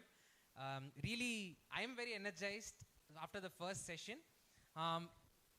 Continuing from where we left, philosophy we discussed, and we looked at 3 principles. And then when we speak of principles, how do we take it to the classroom? How can pedagogy then come into the play? We will do this and then go into the value frameworks for today. So when we speak of pedagogy and school, methodologies, teacher, and who is a teacher is a very big question. Maybe I would like to take quick responses. According to you, who is a teacher? Okay. That where do we find these kind of idealistic teachers? We were talking about the Gurukul also. Yes. So do we find these idealistic teacher in today's era where, everything is digitalized? Everybody is having, mobile phones and the world is open to them. Whatever they are interested in, they just, yes. surf that. So where do we Today, find these teachers? ChatGPT is another teacher. Yeah. It is a companion moreover. Yeah. Okay, so I would like to add one point here, like who's a teacher? So I think a teacher is an individual who can ignite a spark in students, his or her students, to quench the quest that you were talking about. Beautiful. Quest. Wonderful. Yeah, thank you. Thank you. Same words. Super. Anybody else? Yes, sir. Teacher is a person who learns to teach and teach to learn. Teaches to learn. Super. Thank you. Very nice. Thank you, sir. Yeah? Yeah, simple yet very profound and powerful. Okay. Any thoughts? Yes, sir.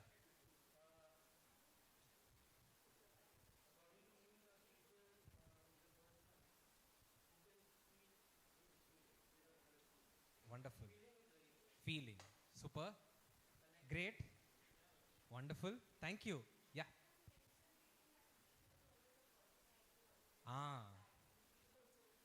Yeah.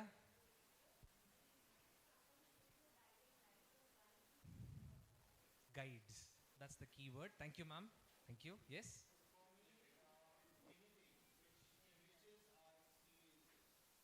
Enriches him. Super. Thank you. Something that enhances the experience. Wonderful. Sir, you were saying. Facilitator. Interesting. Okay. Next slide, please. So, in the Indian knowledge system, very interestingly, there is no, an alternate word in Sanskrit for teacher. Whereas, there are 4 different words. Upadhyaya, Adhyapaka, Acharya, and Guru. Many of us know only this part and sometimes this part. These 2 are also considered as part of that learning process. They are not exactly translated into teacher. So who is an Upadhyaya? Adhyayanam, Yes. right? So when we talk about Adhyayanam, right? What do you mean by Adhyayanam? Adhyayanam is practice. Like anything you want to practice, an Upadhyaya is only going to create a conditions for you to practice. The learning happens by yourself. There's no teaching. Yeah. An Upadhyaya is only creating the conditions Correct. for you to do the learning by yourself. Imagine a child is learning, let's say, archery. For example, the Upadhyaya is a master in archery, and what that archer or the master will do is give tests, give some obstacles, give different practices, right? Challenges, targets, and then the learner or the individual keeps enhancing one's skill. So that is the work of the Upadhyaya. And in that practice, if there are any doubts, it will be addressed. Next comes Adhyapaka. Who's Adhyapaka? Adhyapaka is very closely related to Upadhyaya. Again, someone who is able to give you the necessary, guidance, as you are saying, right? Ma'am shared over here, guidance. And actually, if you look at the Indian knowledge systems, nothing is actually, no knowledge is given unless a question is asked. If you look at any of the Upanishads, right, it always will start with a question. It will start with a question that a student will have, and immediately the Acharya will not give the answer. They will say, okay, go and take your cows to the fields for 10 years. We would always wonder what is happening in those 10 years. I am asking a question on quantum physics, and he's telling me to go and graze my cows. Why is this related? No. The Acharya is trying to create that sense of receptivity for that individual to be able to grasp something of a higher order learning. Because we see that today, we already go into the class assuming that the child is ready to learn. The child is already wanting to grasp everything that we have. We are not even worried about what is that mental state of the child at that point of time. But that was never the case. And we also understand in IKS that nature and life experience is the biggest teacher. So that brings us to the third, idea of, something similar, but I wouldn't say exactly a teacher, but the word is Acharya, right? Yeah. So one who can give a model for daily life. Yes. Acharanam, exactly. So we say learning through modeling in early years and primary years, learning through modeling. Acharya is the exemplar. And that is why in Gurukula, they all live together. So they constantly see the Acharya. And whether we like it or not, children would want to mimic, would want to follow, would want to copy the exemplar or the model that they are looking at day in and day out. So if you look at, the traditional ways in which various arts are taught, actually it's not even taught. If you look at the Shilpis in the Vastu tradition, they will never make them, tell them this is how you do it. They will just keep on observing, okay, this is, and they will not just observe the very part of creating the, the sculpture. They will also observe, okay, what time is the person waking up? After waking up, what are they doing? Why are they doing that? How is that person dressing? How is that person preparing himself to be the best possible, medium for this beautiful sculpture to come about? So through the entire experience or the modeling of that person, the student is able to learn what he has to learn. And there is no teaching. Right? And then Guru. Guru is more of a spiritual, right? Master. And this is where Guru means to remove the darkness, as we can also look at it. So in this process of learning, there could be many roadblocks coming from within, coming from external, or coming from the environment. The Guru has to look at it, help the child, remove some of that. In my understanding, in also some Dharma Shastras, Guru is like the father who provides the child the food, the learner the food, the shelter, the clothes, protects, so the learning can happen in a safe environment. So we don't have to think of Guru as some esoteric person. They do the spiritual work, but ensuring that the child or the learner is safe, their daily needs are taken care of, and they step up as the role of a father as well, right? And that's where the relationship between the learner and the Guru is also very, very intimate in the Indian education. There is so much love, respect, and a little bit of fear also involved. And it's a good amount of fear. Right? So these are things, and in nowhere did we use the word teach. So all of these categories of individuals or masters are only facilitating the learner, facilitating to reach their potential, facilitating to unfold their own gifts that they have, their own abilities, facilitating the inner divinity to come out, right? So all of these are to facilitate the learner in becoming an evolved person, right?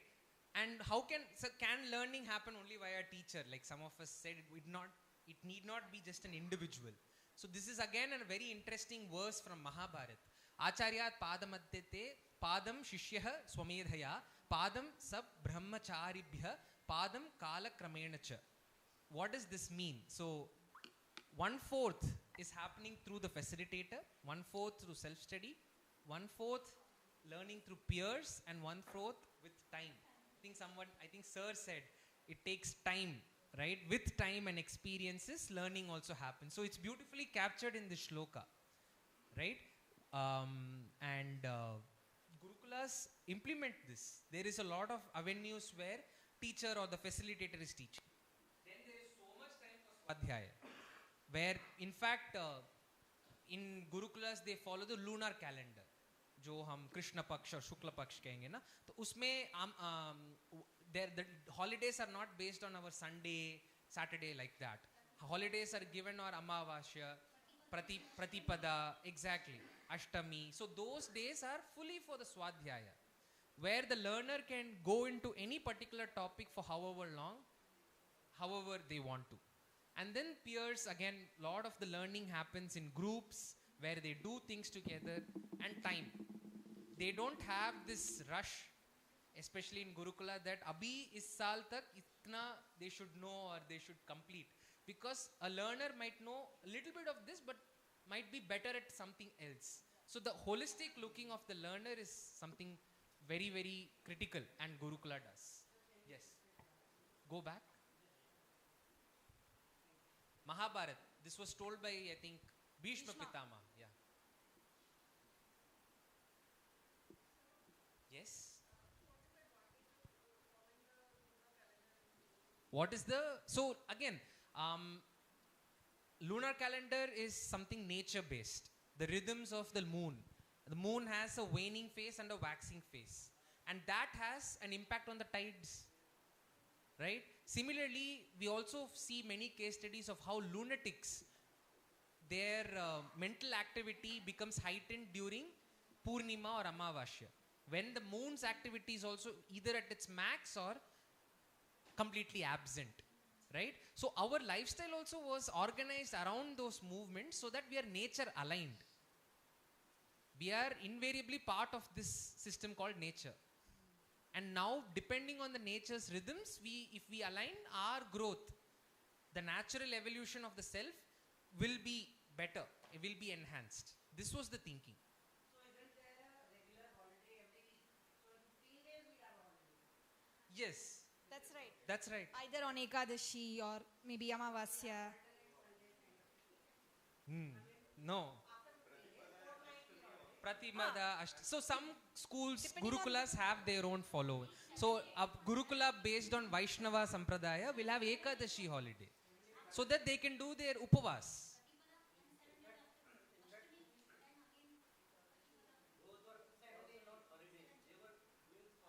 Exactly, it was not holidays. As a holiday. Correct. So, very good question. Why do we think children or learners need holidays? What are they getting holiday from?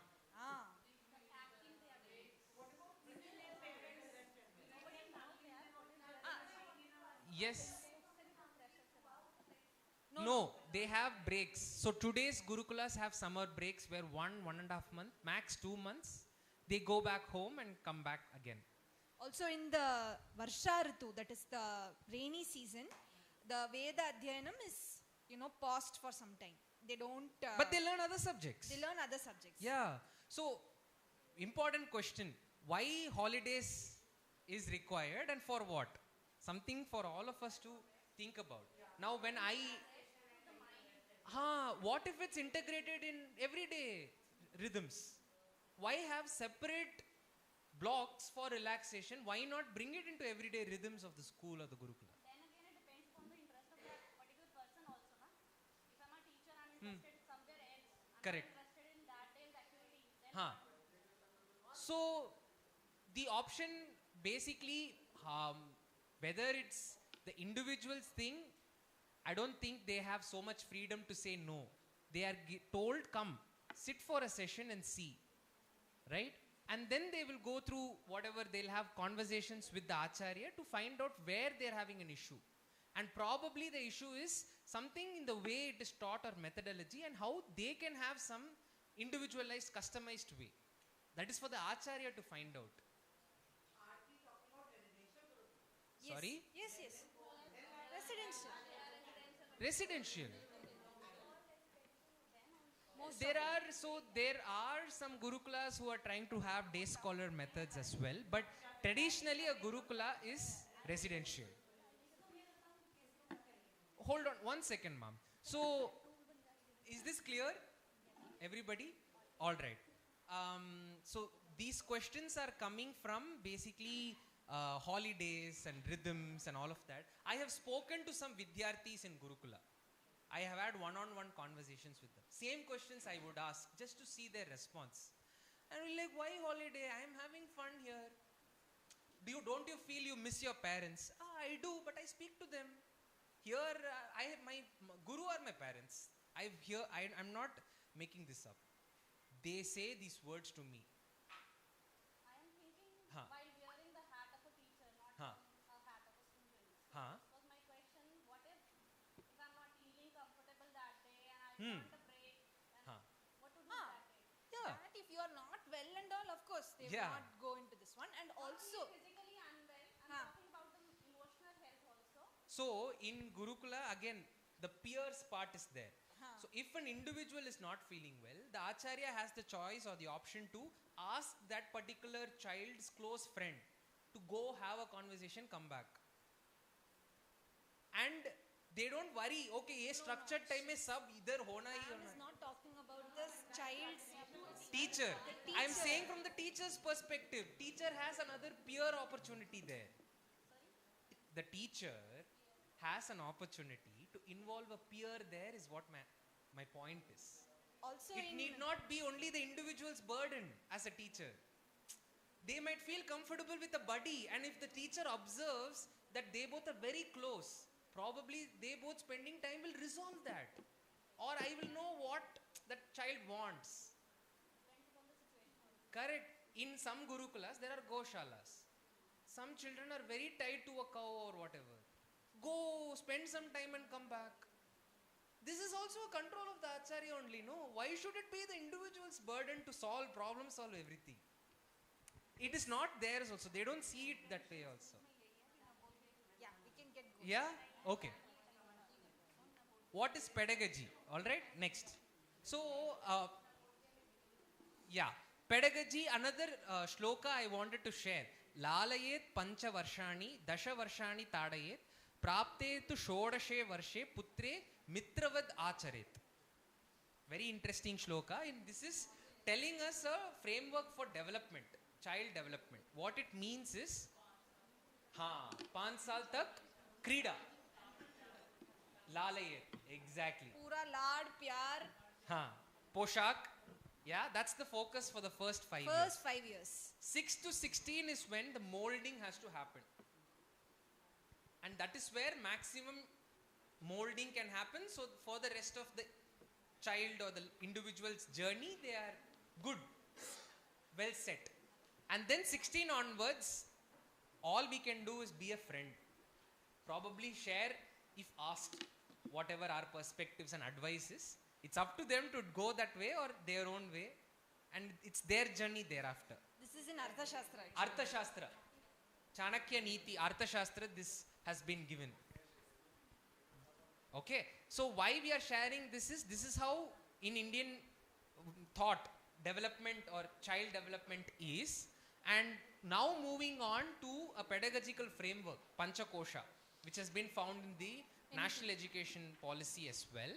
NEP, we have the 5 koshas, which is the Annamaya, Pranamaya, Manomaya, Vijnanamaya and Anandamaya. Alright? And each of these koshas are not to, it's not, oftentimes we think it to be disjoint, but these are like concentric circles, one within another, if we have to think of it. As you can see, one within another. So each kosha within another and within another. It's not like at one stage only one is existing, one is not. All of it exists together, but in specific ages, one particular kosha needs to be given more focus.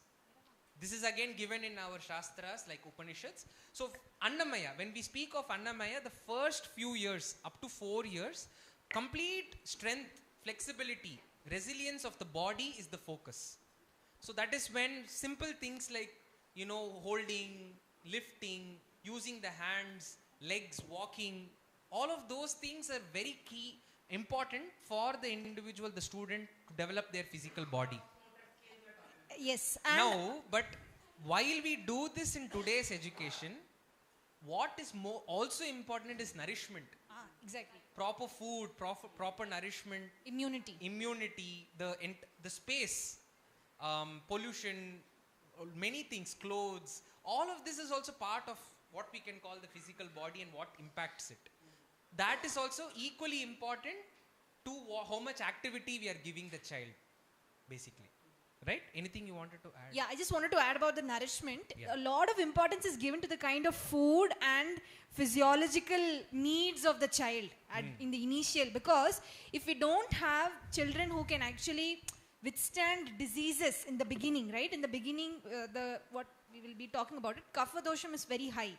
So there is a tendency to fall ill in the initial years. So in this time, if we do not build the necessary resistance, what is the point of going into high philosophies? What is the point of going into deep sciences and mathematics? Jab mera body he is not receptive to, you know, sit in one place or, you know, think logically, right? So the first thing is on physical body. Yes.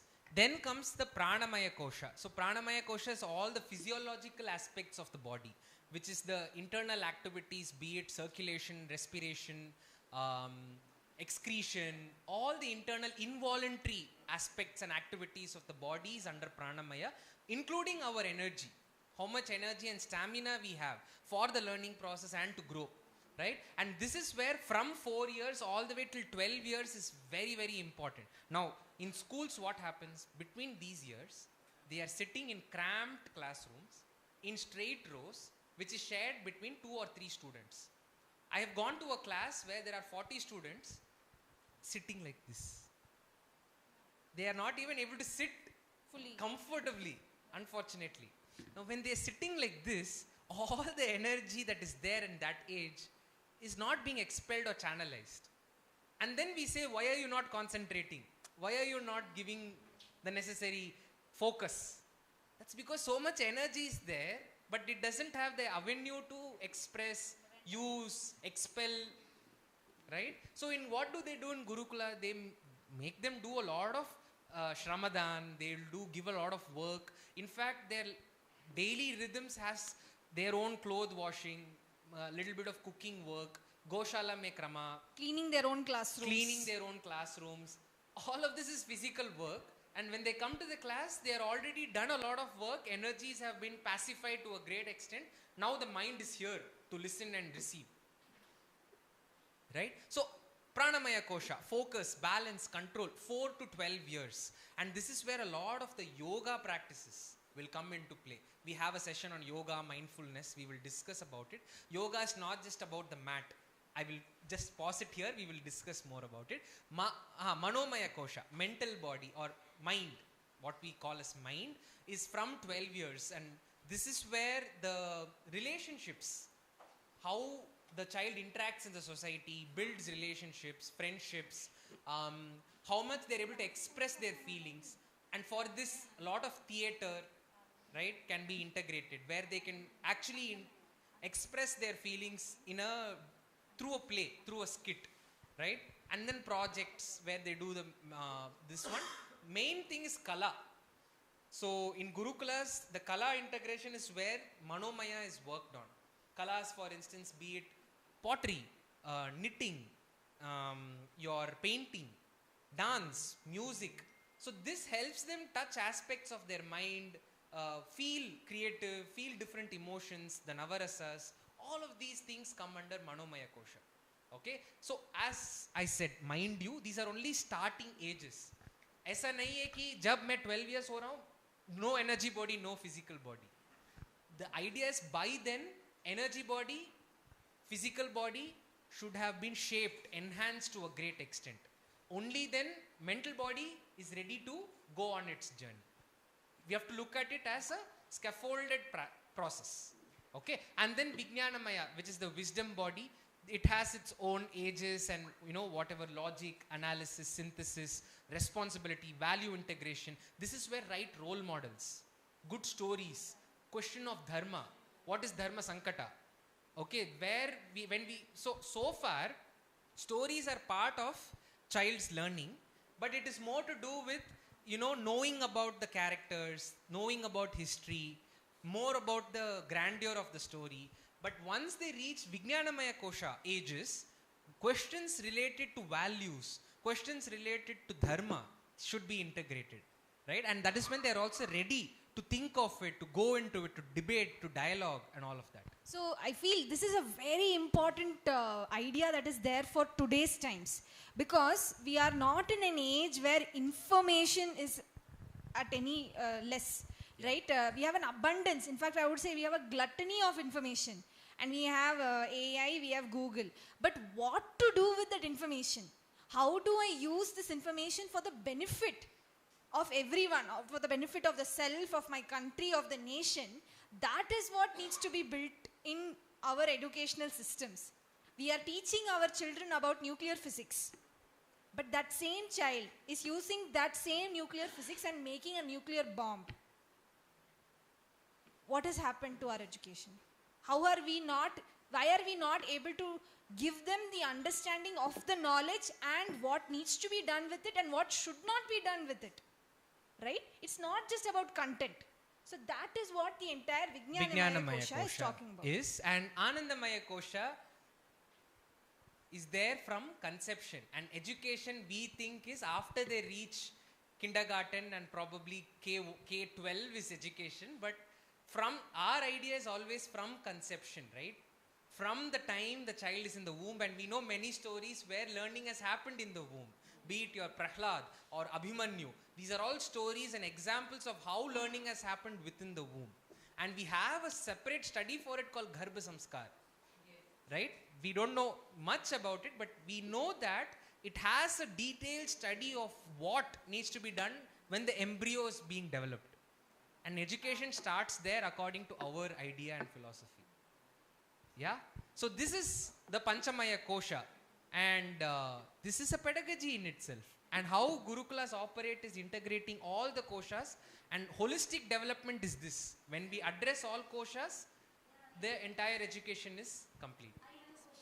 Yes, ma'am.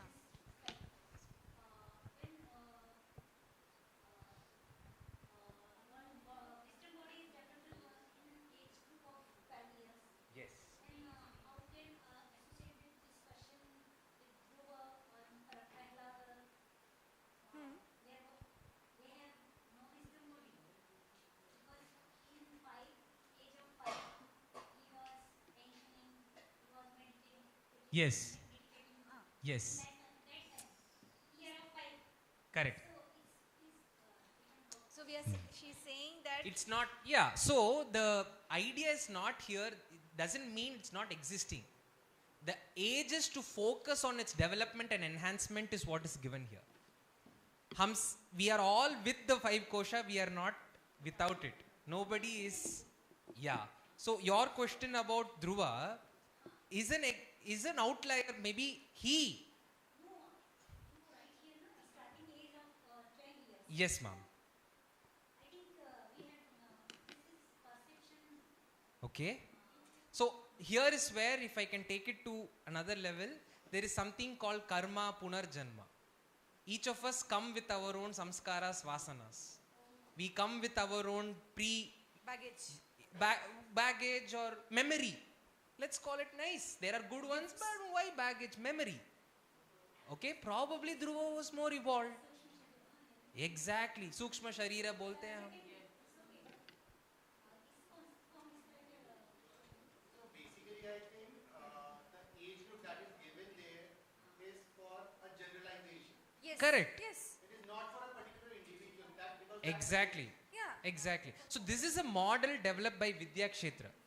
They have done probably 15, 20 years of research before they started a Gurukula, and they have put this together saying which age group to start what should be focused on and emphasized on. Yeah? Okay. Yes. Yes. Sir, here you've written that bliss body Hmm.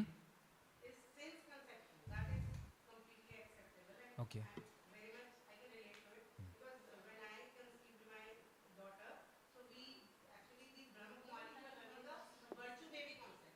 Virtue baby. Okay. So she was the first virtue baby. Hmm. So we did lot of meditation, we made her hear a lot of stories. Okay. And I can see that reflection in her. Okay. I can still see that. Okay. But my next question is that it is written since conception. Yeah. But what about right now? I mean, this body beginning from the conception, that is okay. Mhm. But now with our students Mhm. who are there in our schools, so what can we do to enhance their bliss body? Because I am a part of Science of Living program as well. So we are developing curriculum in that. So here we are, like we have read also, and we are doing some, preparing some activities for our students as well. Yes. For these punch courses. Yes. So now, if you are talking about that bliss body since conception, but Correct. you will not mention any single point where we can help our students right now. So, They are like, this is a very important question, and Anandamaya kosha is said to be the innermost or the subtlest kosha among the five. Now, since it's concentric circles, like we mentioned, if you look at it as concentric circle, when you work on the outermost, inner will get developed. Then, when you work on that, the inner. Then, when you work on that, the further inner. So, when you work on the other four koshas, Ananda will come. Because it is. You don't have to work. Yeah, to it is get not something that is acquired. Our Shastras say our nature is Ananda. That is why we go after it, searching for it in different forms. When we enhance and... Why only meditation, ma'am? A dancer will find bliss in their performance, in the heightened performance act. They are in the middle of activity. That is meditative performance. Meditation, again, we will come to it in our session. We think it's sitting down and sitting still. Meditation is that, no doubts, but why only restrict meditation to that part of it? Huh. Yes. Exactly. It's a heightened sense of. Why do trekkers, mountaineers, trekkers, I go for treks. There is so much difficulty in the process. When we reach the top, it's a different experience altogether. Exactly. Correct. Exactly. Similarly, when we speak of Vijnanamaya, there is some big problem or something to solve. We spend time on it, think. And then when we crack that problem, so much joy. It's like I jump, I dance. How do scientists go about doing it? Right? Scientists are going after one question deeper. And then when they find it, they are related.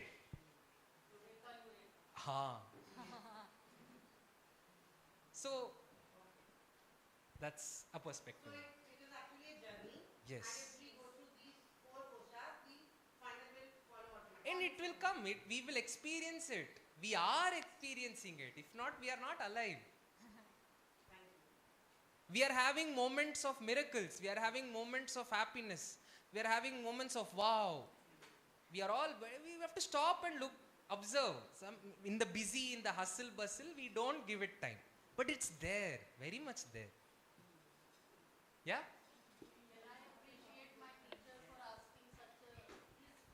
Sure, ma'am, sure.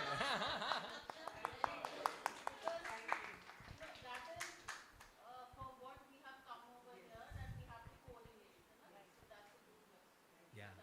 Thank you, ma'am. Thank you. Yes. So, this is exactly what I think it led to. It's sort of what we discussed and the questions. This is exactly what it is. Yeah, I think we are done with this. We can go into the value frameworks. It's there, one of the tabs.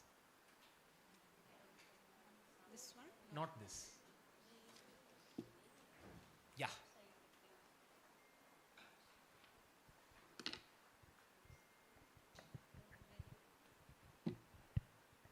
Yes, next slide. Okay, so moving into value frameworks, what we can call as values for daily life, for the learner, for the teacher. We have to start with the worldview of IKS, worldview darshana, if you can call it. And this is something our teacher has given us. I would ask Namrata to. So I think some very important questions also came on why we need to talk about or have our day in alignment with the lunar calendar. I think some of our answers might come from this.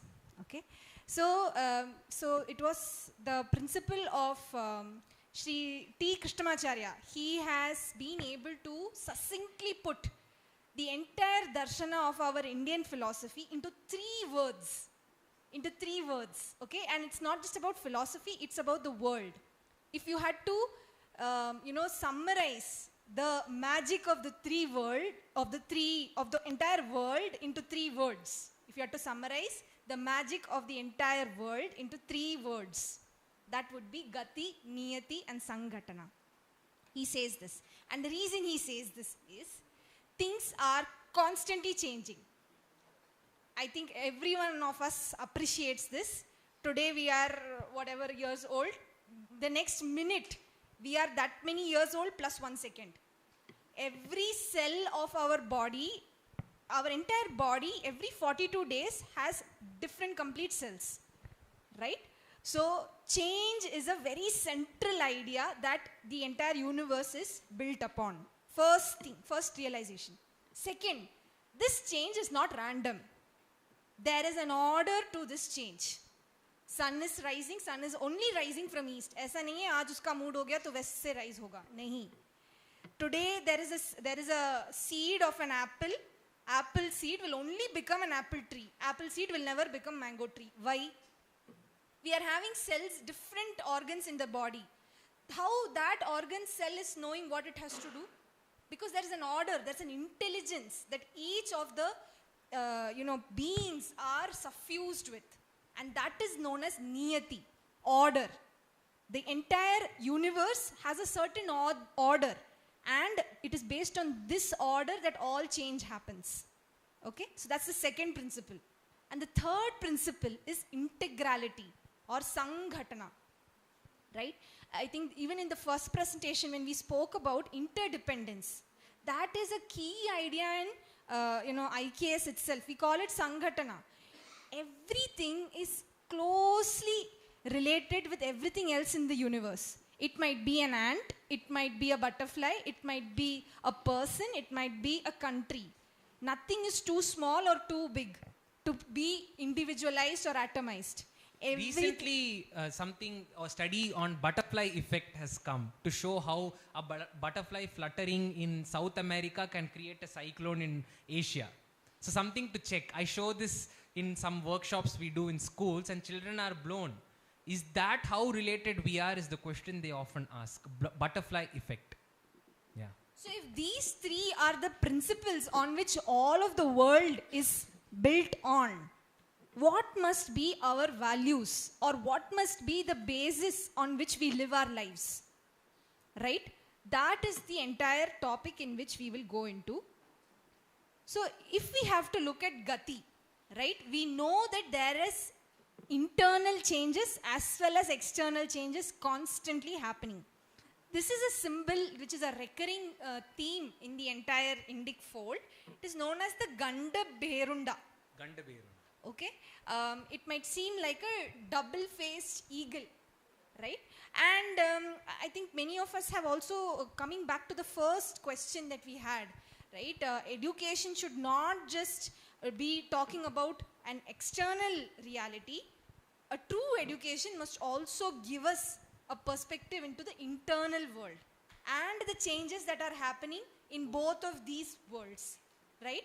Education must be able to tell us that all change is cyclical, right? Today we think that, Earth is not okay, so we can go to Mars, colonize Mars. Does the Indian principle allow us this? No. Because we have outlived our time on the earth, there will be a dissolution in the earth, and then there will be a rebirth. Who are we to go and colonize the Mars?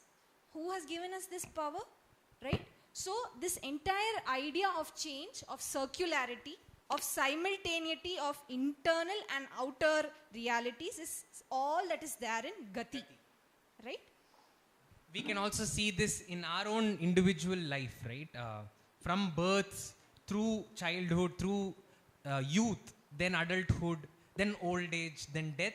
And then the idea says that then we come back to the embryo and then all over do this. So it's a circular motion. Change is not linear in our thought. It is circular. It happens in cycles. There is a growth and then there is a fall and then there is a growth again.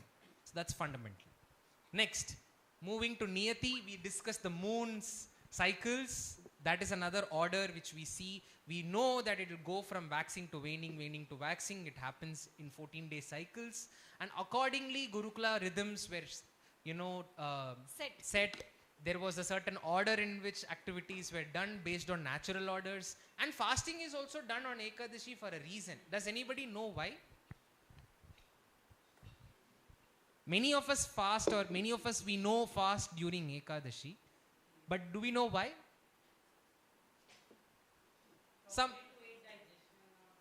Okay.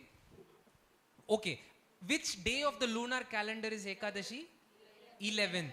How many days are there in a lunar calendar? 15, right? 11th day. 15th day is the start of a new lunar calendar, if I'm not wrong. 14 days, right? 14 days, 15th will be the next phase. Next Paksha. So 11th day, and what is the difference between the 11th day and the 15th day? There are 4 days in between. So it is said in some of our Shastras that it takes 4 days for the food to completely get integrated with our body, to become one with our body. Now, 14th day, 15th day are heightened moon activity days. Either it's Amavasya or Purnima. Now the food, the kind of food we eat on Ekadashi will have an impact on our behavior and our being on the 14th and 15th day. Which is also, moon is on the highest energy. So when moon is in the highest energy, it's good if the body is light to counter those energies in play, in the nature, in the outer world. That is why they paid attention that 11th day, if we are light, right? Probably some people have phala ahara, or some people completely abstain from food, only have water. Some even have waterless, no meal at all, not even water, nirjala. Yes. Correct. So, probably one of the reason, not the reason, one of the reason I have learnt, I wanted to share. Yes. Okay? So, what I also wanted to bring out through this is a natural, the order that is prevailing in the natural universe, in the outer universe, is translating into the way in which a Gurukula or a society is ordering itself. And this is further translating into the way in which an individual is ordering themselves. So there is a simultaneity that whatever is happening outside is also happening inside. And therefore whatever is happening inside is impacting the outside. So for example, on Amavasya, you will have a lot of charity that happens. You will give a lot of grains. We do the tarpan on this day. There is a certain reason for all of this. So the entire society is ordered or based on the universal principles. So the society is based on that, and the individual's rhythms are based on this, are aligned to this. This is the entire principle of order or niyati. Right? Yes. Yes, ma'am. We can do charity any day. Definitely. On any day you can do the charity. One thought is, ma'am, Amavasya is also the day we remember the forefathers. Right? And the idea of forefathers is also that today, starting from the pen, the paper, this mic, Somebody in the past was instrumental in like inventing, discovering things which today is part of my daily life and comfort. Now, doing that Amavasya charity is to give back to that lineage, saying you have contributed. I am very grateful to all the contributions and inventions you have done, which makes my life today easy, comfortable. That's one way to look at it. Yes. Please, ma'am, please. Sure, ma'am. So what I want to share is like nature is an order system. Yes. Now from there to individual, first of all to individual, and then to my family, then to my society, and then again to village. Sure. So it's cycle. Yes. Yes. I mean that's how I see. Yes, yes. Sure, sure. I mean, I've just kept it in this sequence. You can consider it in any way. Definitely. You should first look at yourself before you look at your society. Absolutely agree. Immediate context. So in the Indic thought, they have given these structures in the form of Vyashti, Samashti, Parameshti. Parameshti. There is also one more in between. Srishti. Srishti, Vyashti, Srishti, Samashti and Parameshti, if I'm not wrong. So that is what exactly is giving the individual, then the community, then the nation, and then universe. All of this is...